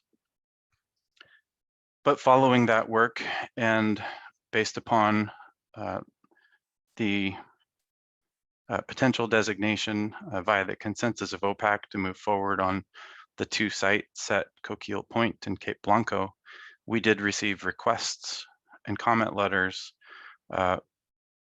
from the Coquille Indian Tribe and the Confederated Tribes of the Coos, Lower-Umpqua, and Siuslaw Indians. So following those efforts, meetings were held independently between DLCD, LCDC leadership, and either the Coquille Indian Tribal Council and staff or the Siti-Klusi tribal leadership and staff. I will say now that that process has not been completed. we are still engaging with our tribal government partners on potential changes and or recommendations as in association with Part 3. But out of our work with CT CLUSI, DLCD and CT CLUSI did come up with specific revisions on the draft amendment, and we came to consensus on proposed draft changes to the tribal policies in Part 3, specifically policies M, N, and O. Additional text changes were made to the plan in a few sections that included recommendations that help to highlight the significance of rocky habitats to tribal peoples on the coast. And this was something voiced by both COQUEL and CT CLUSI. And as such, there were recommended changes to the site uses section where the history of tribal nation people were kind of documented or described, as well as additional resources identified to learn more. And in another instance, there was a plan amendment recommended to remove kind of a derogatory name from the plan in association with a location down near Coos Bay. So those are kind of changes that have been brought forward very recently. As staff, I apologize that there was not more time for the council to review the changes that were brought forward, but staff also felt strongly that we needed to bring these forward due to the way that our commission is set up and the ability of our commission to make changes to the plan from recommendations that OPAC adopts. So at this point, I would like to pause and allow Margaret to help in providing any additional context or thoughts behind what I have said today on tribal consultation.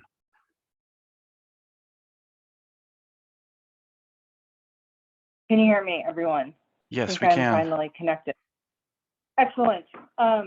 So I just, for background, I would say that a lot of these changes are not like significant in the scope of the document. They're just changes that, you know, from a tribal perspective, working for a tribal government for 7 years myself, and being a tribal member, you know, words matter to tribes.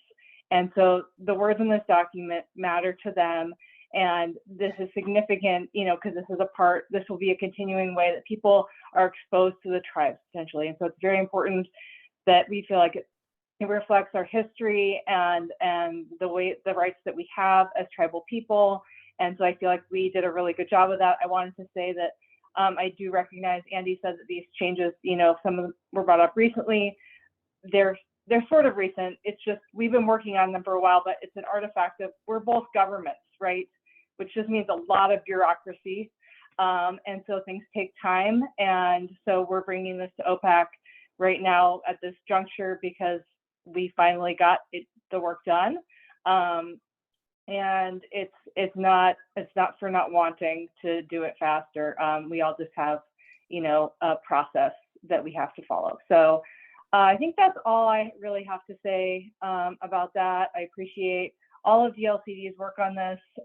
Andy has been very available. Steve Shipsey at DOJ has been available. Patty and Kirsten at the leadership at DLCD have been very supportive and helpful all along the way. So just thank you, and thank you for your ongoing work with the tribes. And you know, that's really all I have to say. So if OPAC has any questions, I'm happy to try to address those more specifically. Thank you, Margaret. One of the follow-up items that I wanted to speak to just briefly is that at our last OPAC meeting, you know, we did have a kind of placeholder for the tribes to provide comment on either of the proposed new sites that OPAC had consensus on. And, we did not hear, DLCD did not hear any reservations with moving those sites forward. So I believe that was important to communicate to you all, as that was important to hear and to close the loop on.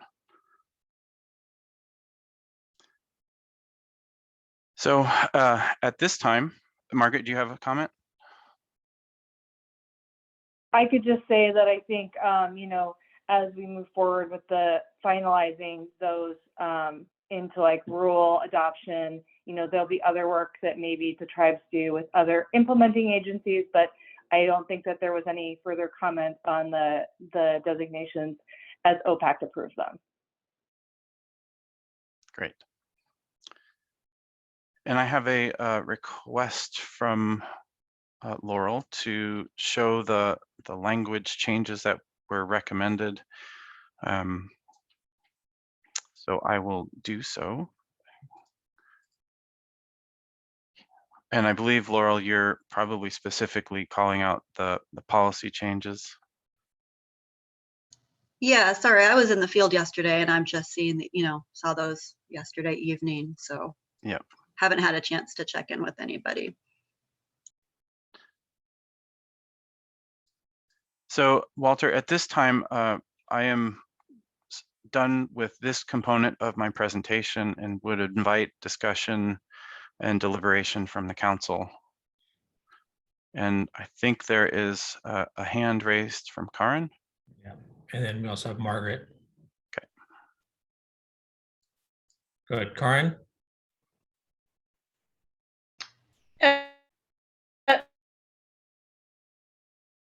Please let Margaret go first, if you don't mind. I don't want to interrupt the presentation, the kind of discussion between Margaret and Andy on this.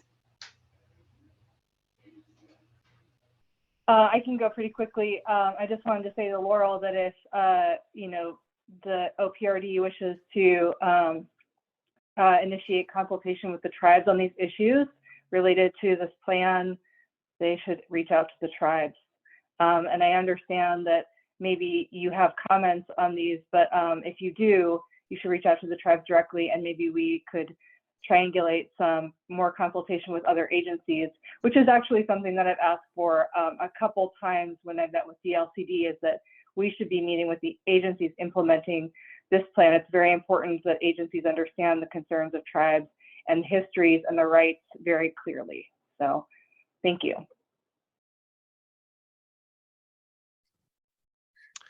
Thanks, Margaret. Karen? Yeah, and thanks, Chair, and thanks, Margaret. I appreciate the edits that have happened to make these represent the nation of that and the importance of it. I have a clarifying question. I too have not had time to look at this and think about this from agency perspective, but the way that this reads, it is policy M in particular is very expansive and is asking for consultation on any action, whereas previously it was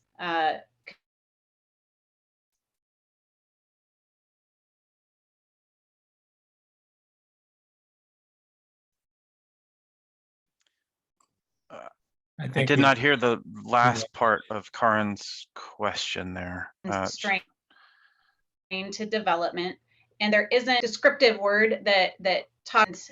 So I'm wondering, question is, it's changed from a very specific reference from any development action to an extremely broad description of any action. And I'm wondering about that expansive of a description in a document that's very specific for TSP Part 3. And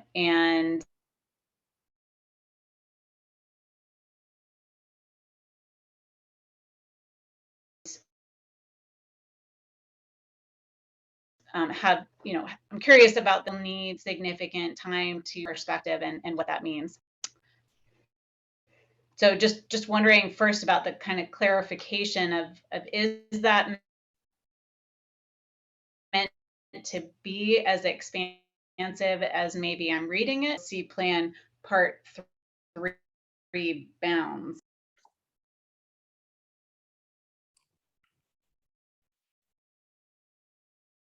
This is Margaret.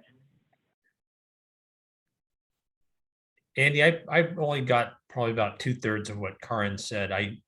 Yeah, I think I got the gist. Okay. But Margaret. Yeah, Margaret. I think had something to say. Yeah. So let's. Yeah, I would just like to say that we've identified that development is not the only potential way that tribal resources might be impacted, and therefore consultation should be included for any actions. I think if you wanted to hear from Department of Justice on this, we had worked with them extensively on all of these policies, going back and forth on these issues. And I do feel like if agencies want to engage with the tribes, that is something that needs to happen as a consultation with the tribes and not necessarily at an OPAC meeting, if that also would be more appropriate. But I will let Steve maybe respond to some.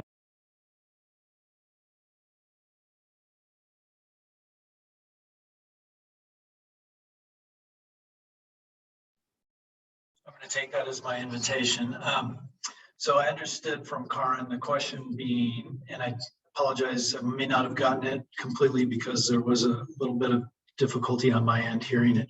But in policy M, does the removal of the term development make the policy broader? And the answer is yes, it does make it broader than per se a agency action where a alteration, improvement, or development is being made in the Rocky Shores.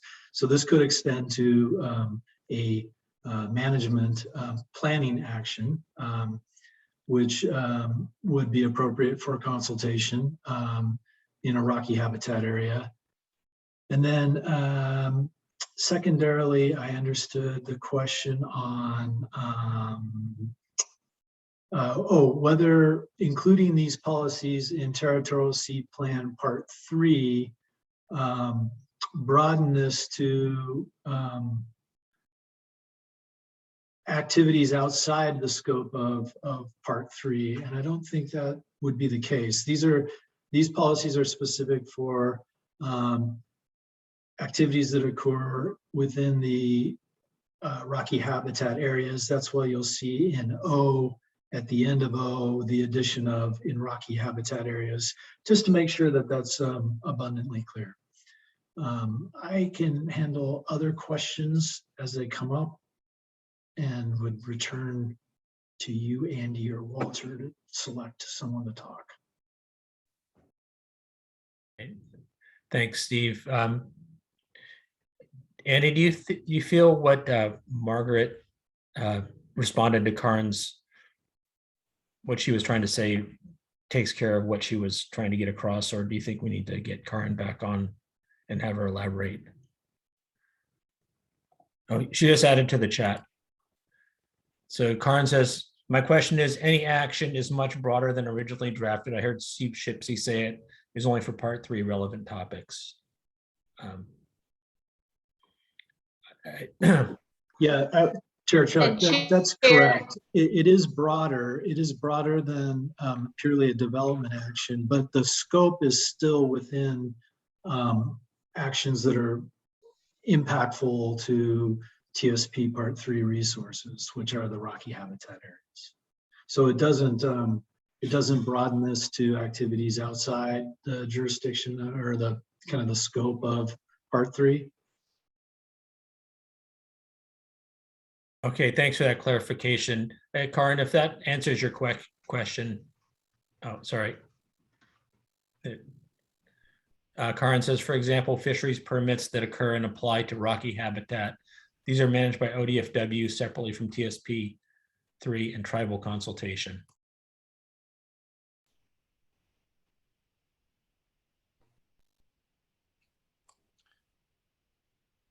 I was waiting to hear from Steve whether or not. Yeah. You know, that would be an action that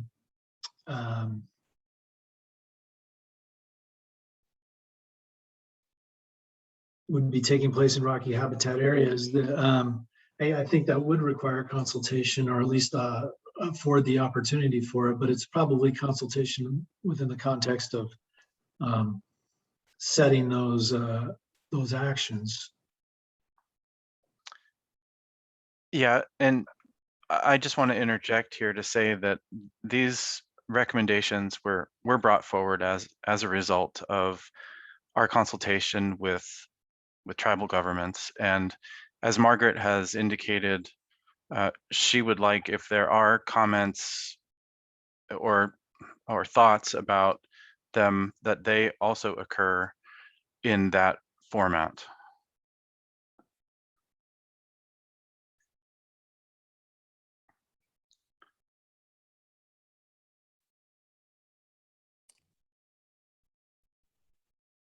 So we have some other questions. Yeah, go ahead, Karin.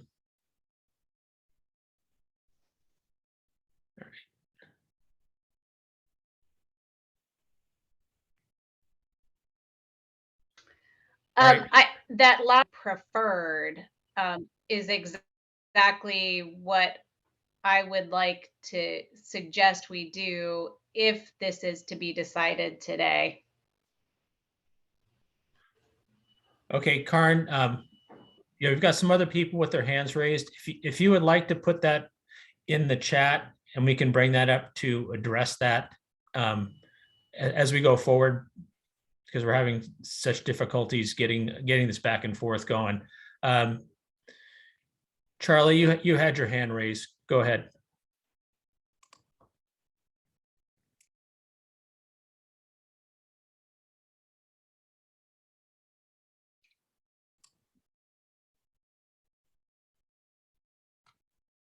Charlie? Oh yeah, sorry, I was on mute.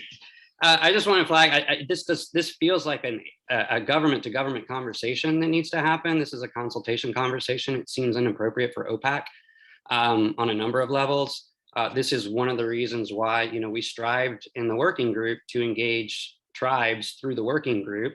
That wasn't possible, that for a number of reasons, that was just not appropriate there, and consultation occurred. And so these edits and changes didn't happen through a working group of OPAC. They came with direct government to government consultation. And it sounds like concern raised by Karin or review raised by OPRD should happen in consultation. My general concern was that I thought that the DLCD and DOJ consultation that was happening in coordination with other agencies. It sounds like maybe that didn't happen. So I just want to reinforce that I think that this should be a consultation discussion. All right, thanks. Charlie, sorry, Annie, you want to kind of expand on that, or Steve? Yeah, I guess I would like Steve to address the issue of the opportunity to bring these amendments forward now, to be able to inform the commission and the importance of that, given the rulemaking timeline that we're operating under.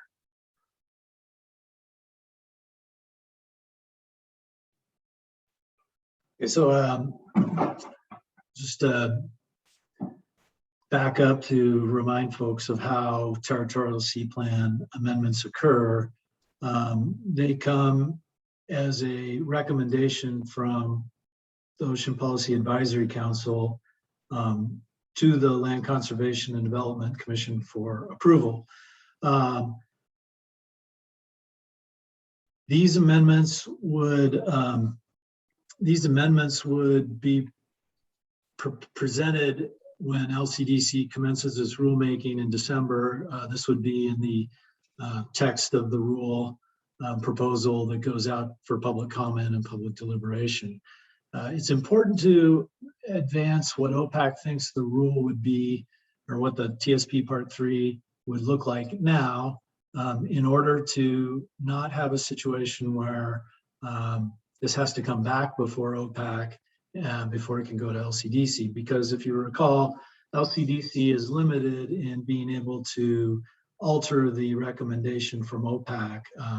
It's all limited to those situations where the commission finds that something the council has proposed is inconsistent with the Oregon Ocean Resources Management Act.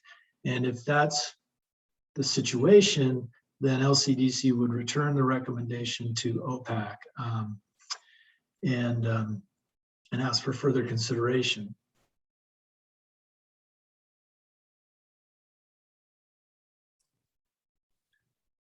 Thanks, Steve.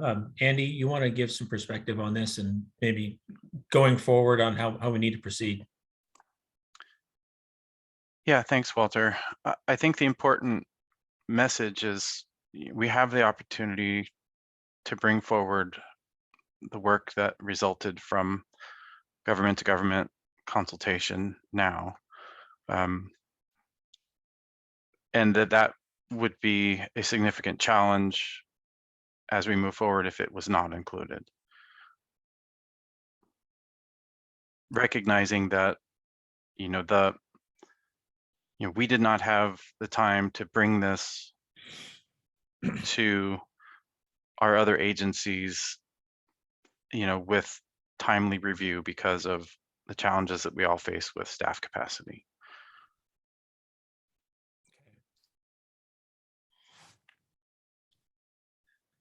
And we're also acknowledging that there will be consultations ongoing throughout this process, and this is not the last time it will be revised or consultation happen, correct?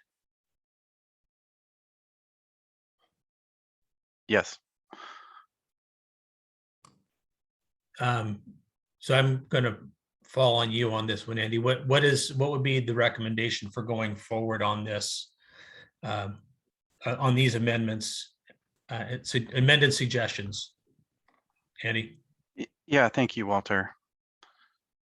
If there are further concerns or recommended edits to the amendments that have been brought forward today, I would like for them to be brought forward at a future time as a result of consultation between the agencies and the tribal governments.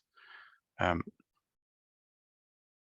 I feel like we lose the opportunity to acknowledge the importance of the changes that have been recommended if we don't move them forward today. Okay. All right, thanks. I see Karen still has her hand up, and then I saw Patty raise her hand. So Patty, go ahead. Hi, Patty Snow, DLCD Coastal Program Manager. Andy, I was wondering if you could bring the tribal policies back up again with the recommended changes. It sounds like is the issue that folks are having, is it limited to policy M?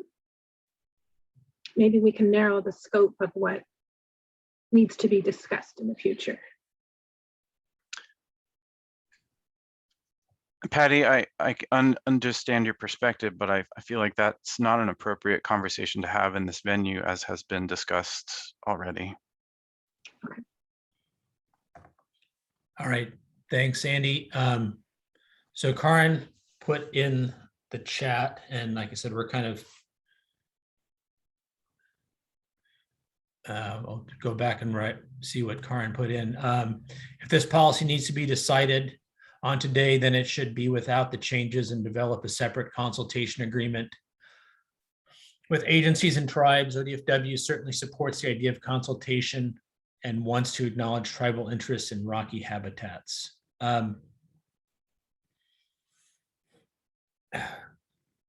Steve, Andy, I'm going to leave this, put this kind of in your laps. what I would like to make a good decision and also move this forward, but also take into consideration the issues brought about by the tribes and the continuing consultation. But I understand the need for this in some manner to get put forward so it can go to rulemaking. So Steve, Andy, and then I'll let Margaret add some words, and then David Yamamoto just raised his hand. Perhaps be beneficial to hear what Councillor Yamamoto has to offer, so that we can digest that as we make a suggestion. All right, thanks, David. Go ahead. Thank you, Chair Chuck. And this may be a conversation question for Steve more than anything. I mean, the problem I see here is that this is the first time we're seeing this, and I just came back from out of country myself, so I haven't been able to look at all of these new revisions.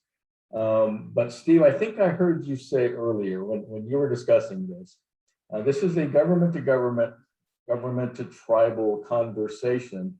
I see in the chat that Department of Fish and Wildlife and DSL would also like to join the consultation. So I'm not sure what the hurry is for us to approve these new revisions today. If we did not approve the additions today, Steve, so this would go to DLCD before it went to LCDC. Am I correct there? You can just nod or shake your head no. Yes, it goes. I mean, the OPAC recommendation feeds in, that is what LCDC takes to rulemaking. Right, and I appreciate very much your comment that LCDC is very limited in its ability to alter recommendations from OPAC. That's what we went through with the Territorial Sea Plan Part 5 issue. So I'm just concerned about how this goes to DLCD and then what changes they would make before it came back to OPAC, or would that fall on LCDC to return this to OPAC for additional consideration? So Commissioner Yamamoto, we would have a situation perhaps where additional consultation yielded some new language, but OPAC would have presented language that was entirely consistent with the Ocean Resources Management Act. And so LCDC wouldn't have a mechanism to say, we would adopt what OPAC has recommended with these changes that are reflecting tribal consultation efforts, because the original OPAC recommendation meets that threshold of being consistent with the Ocean Resources Management Act. There wouldn't be that trigger for LCDC to return it to OPAC for additional work, if that makes sense. I think I understand that part. So can I just ask Steve one additional question here? So is it imperative that we either send this to DLCD as currently stands, or with the modifications to NM and, or I can't remember those letters, is it crucial that we do this today? I think it is, in terms of you wouldn't have an additional opportunity to meet before this would need to be advanced to the Secretary of State for publication in time for LCDC to be able to act in the spring of 2022, which is the rulemaking schedule. So that's the rulemaking schedule that was put together by whom? It was put together by your department staff here, DLCD, with the Rocky Shores Work Group and the blessing of OPAC. Well, and again, I'm going to get off my high horse here, but I just want to say that was done with the blessing of OPEC, but that was before we saw the current changes that we're being asked to recommend. So thank you. Okay, sorry, Margaret, go ahead. I didn't want to I'm not dismissing you. I just, go ahead. I understand. I'm not trying to berate this point again and again, but this is, of course, super disappointing, given that we've had consultation and we've had opportunities to discuss this. You know, we had multiple tribal workshops, I think, where the tribes expressed some of these revisions to, like, or not specific revisions, but the concepts of revisions to policies, which included concerns about retaining tribal harvest rights. And those are specific, you know, to tribes. Those are not something that's like universal. Every tribe has harvest rights. This is something that, like, you know, the tribes in the state agree to. These are things that the tribes worked on. So we just asked that those be excluded from this process and it be clear in the policy. I think we made those requests clear in the workshops, whether or not the other agencies didn't participate in some of those workshops, but, you know, we did have those discussions, and this is the resulting language that we developed. So of course, I'm very disappointed that this doesn't move forward. And I would ask OPAC that if we cannot move forward, if other people on OPAC are very concerned about these and we aren't able to move these changes forward, that we have to meet again, because I'm not going to let no edits to tribal, like, policies or policies M, N, and O, and some of the language on significance just kind of pass us by. That's not acceptable to me. So. All right, thanks, Margaret. Charlie, you had your hand raised, and then I'd like to have a little chat with Steve and Andy. Yeah, I'm not sure I have much value to add to this discussion. Again, I just want to say that I am disappointed that tribes went through, and it was not easy for tribes and capacity wise, and I know for DLCD too, but I am disappointed that we went through a consultation process, had edits come before OPAC, and then we heard from state agencies at OPAC that did not participate in that they have concerns. So to me, this is a break in the process that we should recognize in the future, and that consultation that's going to inform policy that's going to be decided upon by a non-tribal group potentially should include all the agencies, and we should really strive to meet those qualities and engagement before we bring stuff in front of OPAC. All right, thanks for that, Charlie. Andy, Steve, you know, it seems like we've got a little bit of an issue here. Steve, I need to ask you, would it be appropriate during the lunch hour if you and I and Andy and maybe Patty and Margaret had a little talk about this and come back to this amendment part after lunch, and for us to just go on to address the further evaluation issue right now, because it seems like we're having a roundabout discussion and not getting much done. I'm always open to having lunch with you, Walter.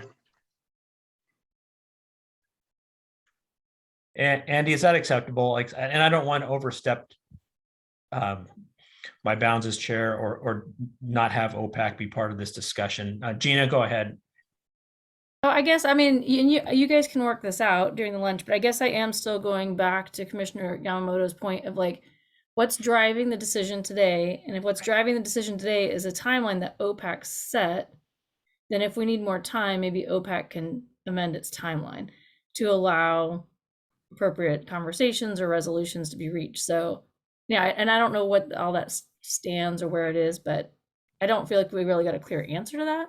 So just leave that into your hopper. Okay, thanks. Patty and then Tara.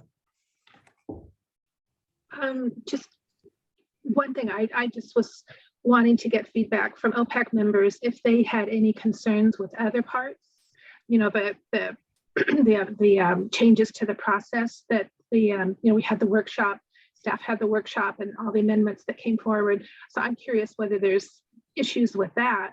And then maybe Well, I think I'll hold off until we have that discussion at lunchtime to say anything further. Thank you.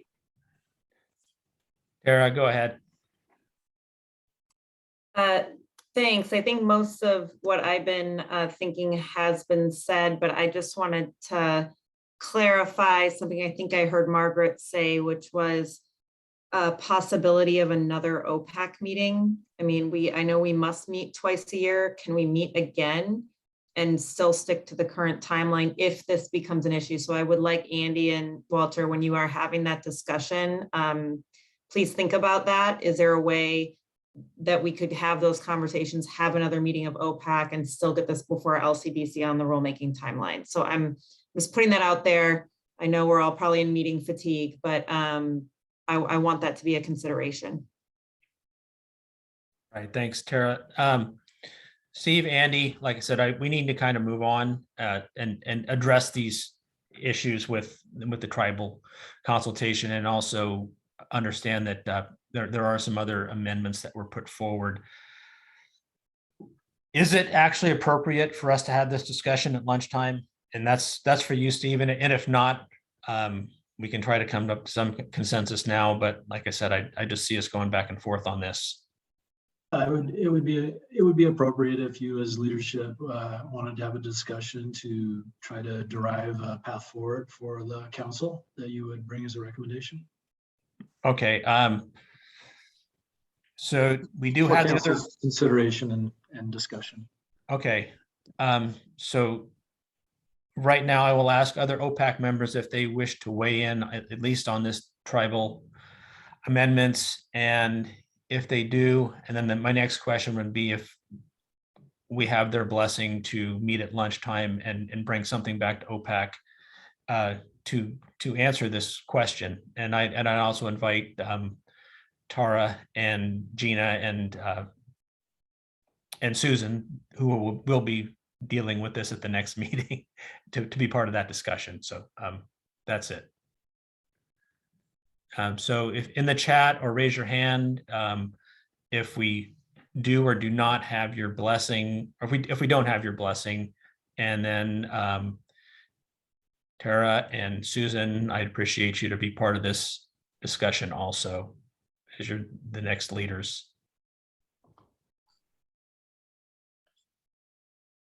Walter, if I may, I just wanted to touch on the topic of the timeline. Yeah.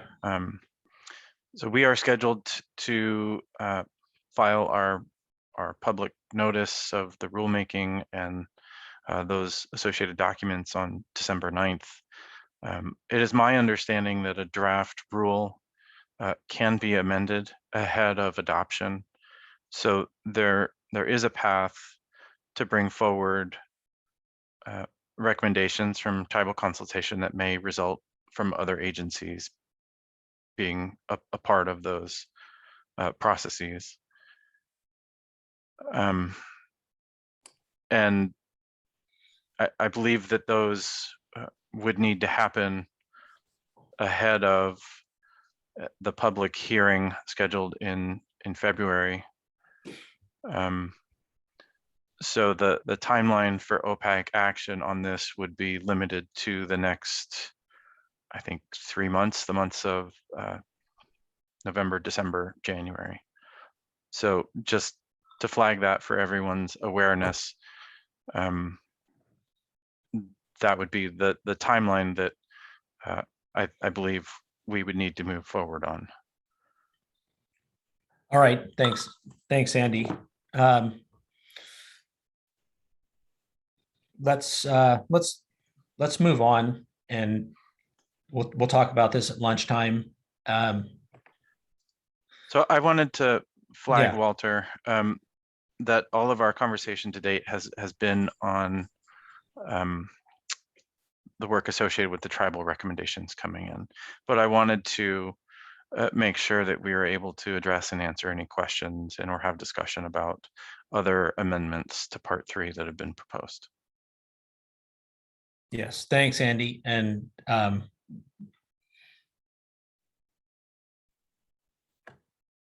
so we will now open the floor to the other amendments or other suggestions if you want to put those up.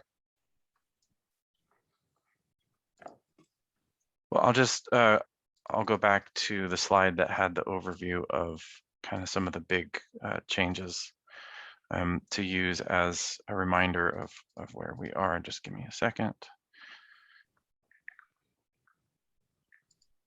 There we go.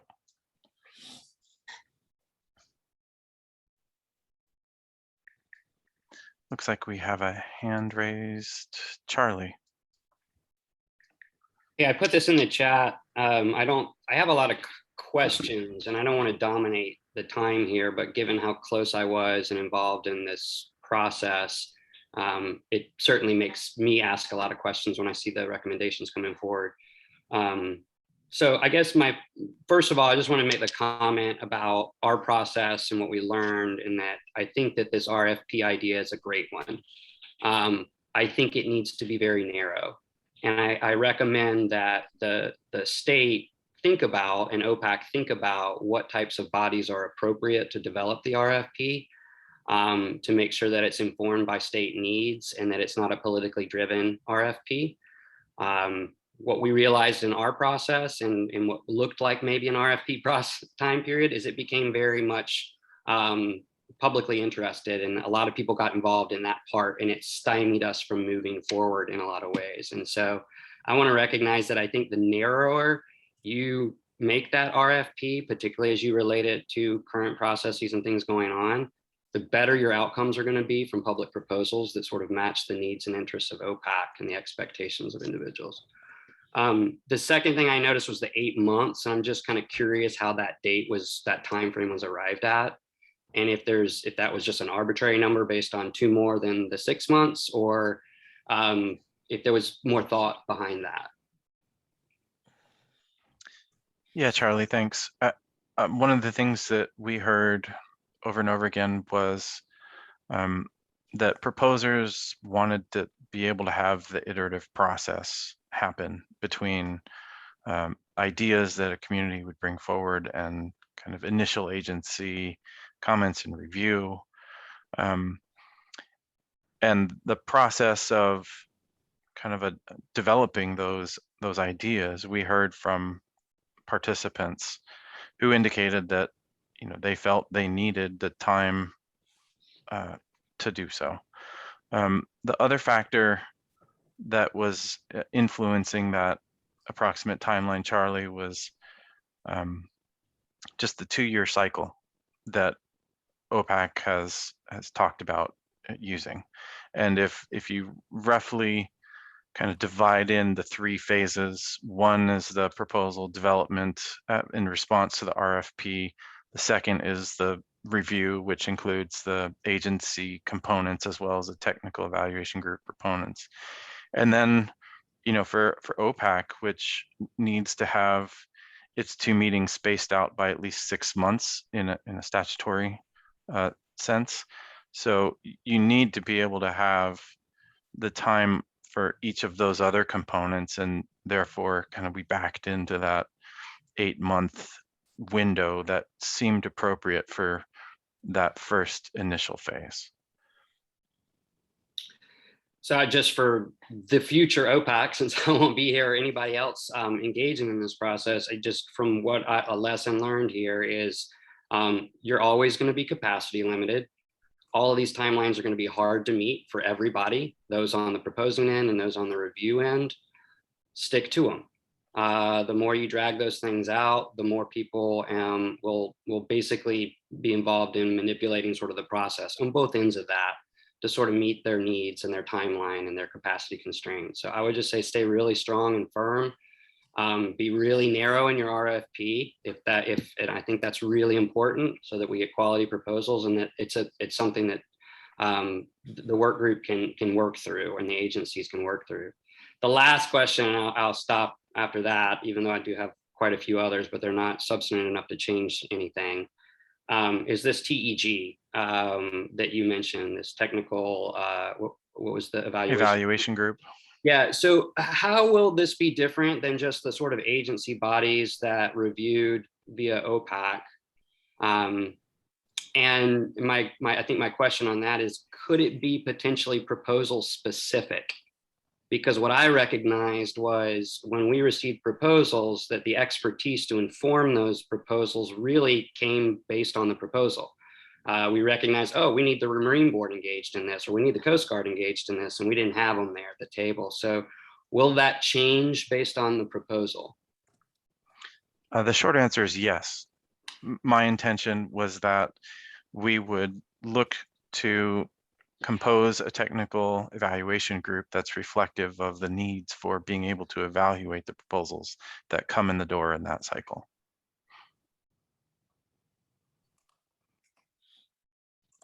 Thanks, I have nothing else. Okay.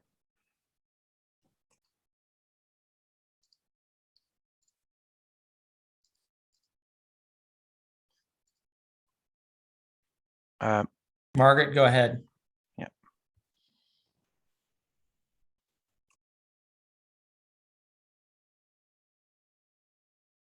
I can't hear you, Margaret. Sorry, I'm double muted here. We just had public comment today about the process and a matrix, and I saw Andy, you presented during, I think it was during the technical evaluation slide, you had some sort of a guide that would be produced, and I wondered how, just if you could just speak to how the agency like responded to the matrix, and like, did that fold into the guide? I mean, obviously you wanted something to be flexible, but I was wondering, you know, if something could be referenced. I didn't know. So if you could just expand on that for me, it'd be really helpful.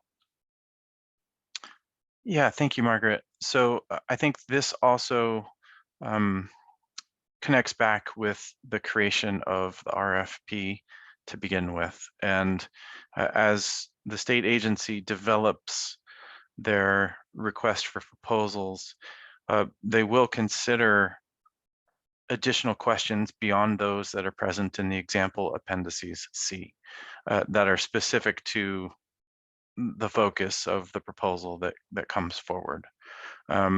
So there will be an evaluation guide that is worked on in conjunction with the RFP. It's referenced in that, so that when that request for proposals is noticed, there's the full list of the questions, there's a full explanation for how the technical evaluation group will be reviewing those proposals. And if there is quantitative scoring that's associated with those, what that would include. The intent is that both qualitative and quantitative measures would be evaluated as a part of that process. And those would need to be generated when that RFP is created. So at the initiation of the process, you should have all of those information resources necessary for a proposal to be formed, developed, and worked on that meets what the state is asking for. Does that answer your question? Did it include any of the components, or like, do you expect that it would include components from the matrix that was provided by the proposers that they've mentioned? They just mentioned it on public comment today, so I'm just wanting to know, like. Yeah, so that matrix was developed using many of the questions that were already in as a part of the example proposal form. So I could certainly see using parts of that, but because this needs to be a detailed evaluation, I can't commit to using that exact example matrix. I think we will work to come up with something that is similar, but maybe not the same, again, because the focus of that RFP may change. Yeah, no, I wasn't asking for that you would adopt it as a whole, but just how the agency considered it. So I appreciate it. All right, thanks. Got John Holloway, and it sounds like Karen Braby needs to speak also. So John.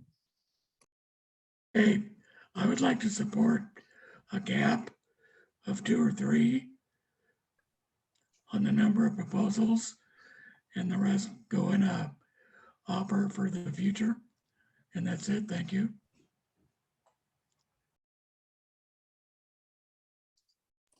All right, thanks, John. Did you get that, Andy? Yes, I did get that, Walter. And the way that I've drafted that as a part of the plan, OPAC will be able to inform a decision about that cap when it considers the RFP that's been drafted. So I think those two things are not unrelated, and I wanted to allow the council to have the flexibility to make a decision once they understand the focus of the RFP, and then could be better informed as a part of that process. Okay, thanks. We have a question from Dave, and then we'll get to Karin. Related to something Charlie said about the TEG, the document notes that the technical group is pulled together at the beginning of the cycle. If that group is identified before we have proposals, is there a mechanism to adjust membership based on needed expertise once we see the proposals? Yes, I don't know that I provided a specific mechanism, but I think that the OPAC forum would be the place where that would be changed. So as proposal begins to move its way through, and as the RFP is issued at the following meeting, OPAC could make a course correction on that technical evaluation group if required. Okay. There's a balance here, I think, in being too specific between being too general. And as I drafted the amendment, I tried to meet that would still allow flexibility for the council while it's also providing specificity and certainty to some degree to our proposers who participate. Andy, can I just jump in real quick and say that it actually depends on somebody really reviewing the proposal and deciding and determining what entities need to be there. And that actually takes some deep reading. And not everybody has that expertise. So I would lean on DLCD really to present that information to OPAC to say that these are the body of experts based on the proposal that we would think are needed. Yes. That way it gives OPAC the opportunity to say, well, I think we need more expertise here or there, or not, or approve of it. I think that's the intent, Charlie. We would bring that kind of slate of members forward. All right, thanks. And Amanda has said a couple times that Karin was primed to talk. Karin, do you still have something you wish to bring up? So, I don't have anything to bring up. I just wanted to check audio, see if I'm functional now. I'm on cell phone number 3. So just checking. Okay, thanks. This seems much better, Karin. Yeah. Great, thanks. Okay. Do we have any more suggestions on some of the other amendments that were put forward? I'm kind of hearing a few, and about kind of what John was suggesting, Andy. I think just a little clarification on how that's going to actually be put in, and when would that be? When would that number be put into place? I mean, at the beginning of the process, or does OPAC just say, we're going to do 2 a year or 3 a year? And it looks like there's going to be a lot of time put into each one of these. And, I'd like to move on to the further evaluation, because that's another 4. So, I mean, if you're looking at 2 new ones, and you're looking at 6, and with what we're looking at now, that's a lot of agency time and a lot of OPAC time. So. Yeah, thank you, Walter. So the intent of the draft was that at the spring meeting of the council, there would be a draft RFP with, the associated materials that OPAC would be able to review. At that time, they would be able to consider the RFP and provide direction on a cap for the number of proposals that OPAC would be willing to consider in that cycle. That cap would inform the proposal development components of the work. So in phase 2, the pre-proposal submission meetings, the state would host those meetings, and if there was a cap, it would evaluate which proposals it thinks would be kind of the highest performing and most likely, and then invite by letter for those proposals to develop full proposals that respond to all of the questions. So that's the idea, is at a spring OPAC meeting, the council would be able to review those, establish that cap, and then the process would move forward with that cap as a part of it.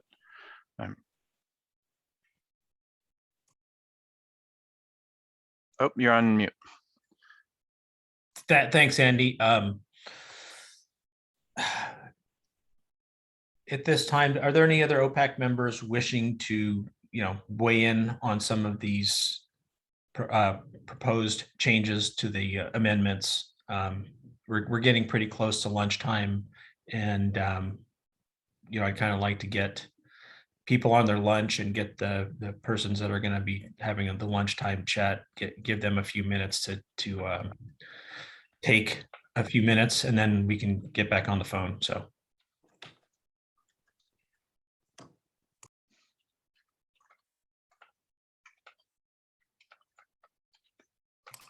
Sorry, I'm multitasking. Was that directed at me, Walter? Yeah. Sorry. Can you please restate the question?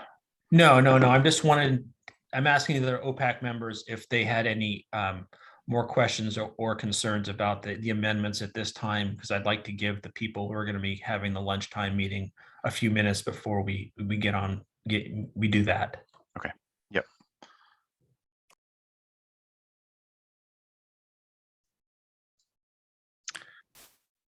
Okay, I'm not seeing anyone. Andy, you want to give a kind of a roll call on who's going to be meeting at lunchtime, just so we can get that for the record? Yeah, sure. As I understand it, Walter, you have asked for the executive committee, including, in addition, Patty, myself, and potentially the new executive committee chair and vice chair. Yeah. Is that correct? Yeah, and Margaret had asked for Jason to be involved if possible, and I think we were going to include Margaret also. Yes, so Jason is a member of the executive committee, so yeah.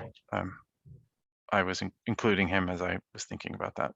Okay, and Margaret also, she was raising her hand, so. Yep. Okay. Seeing no objections, I will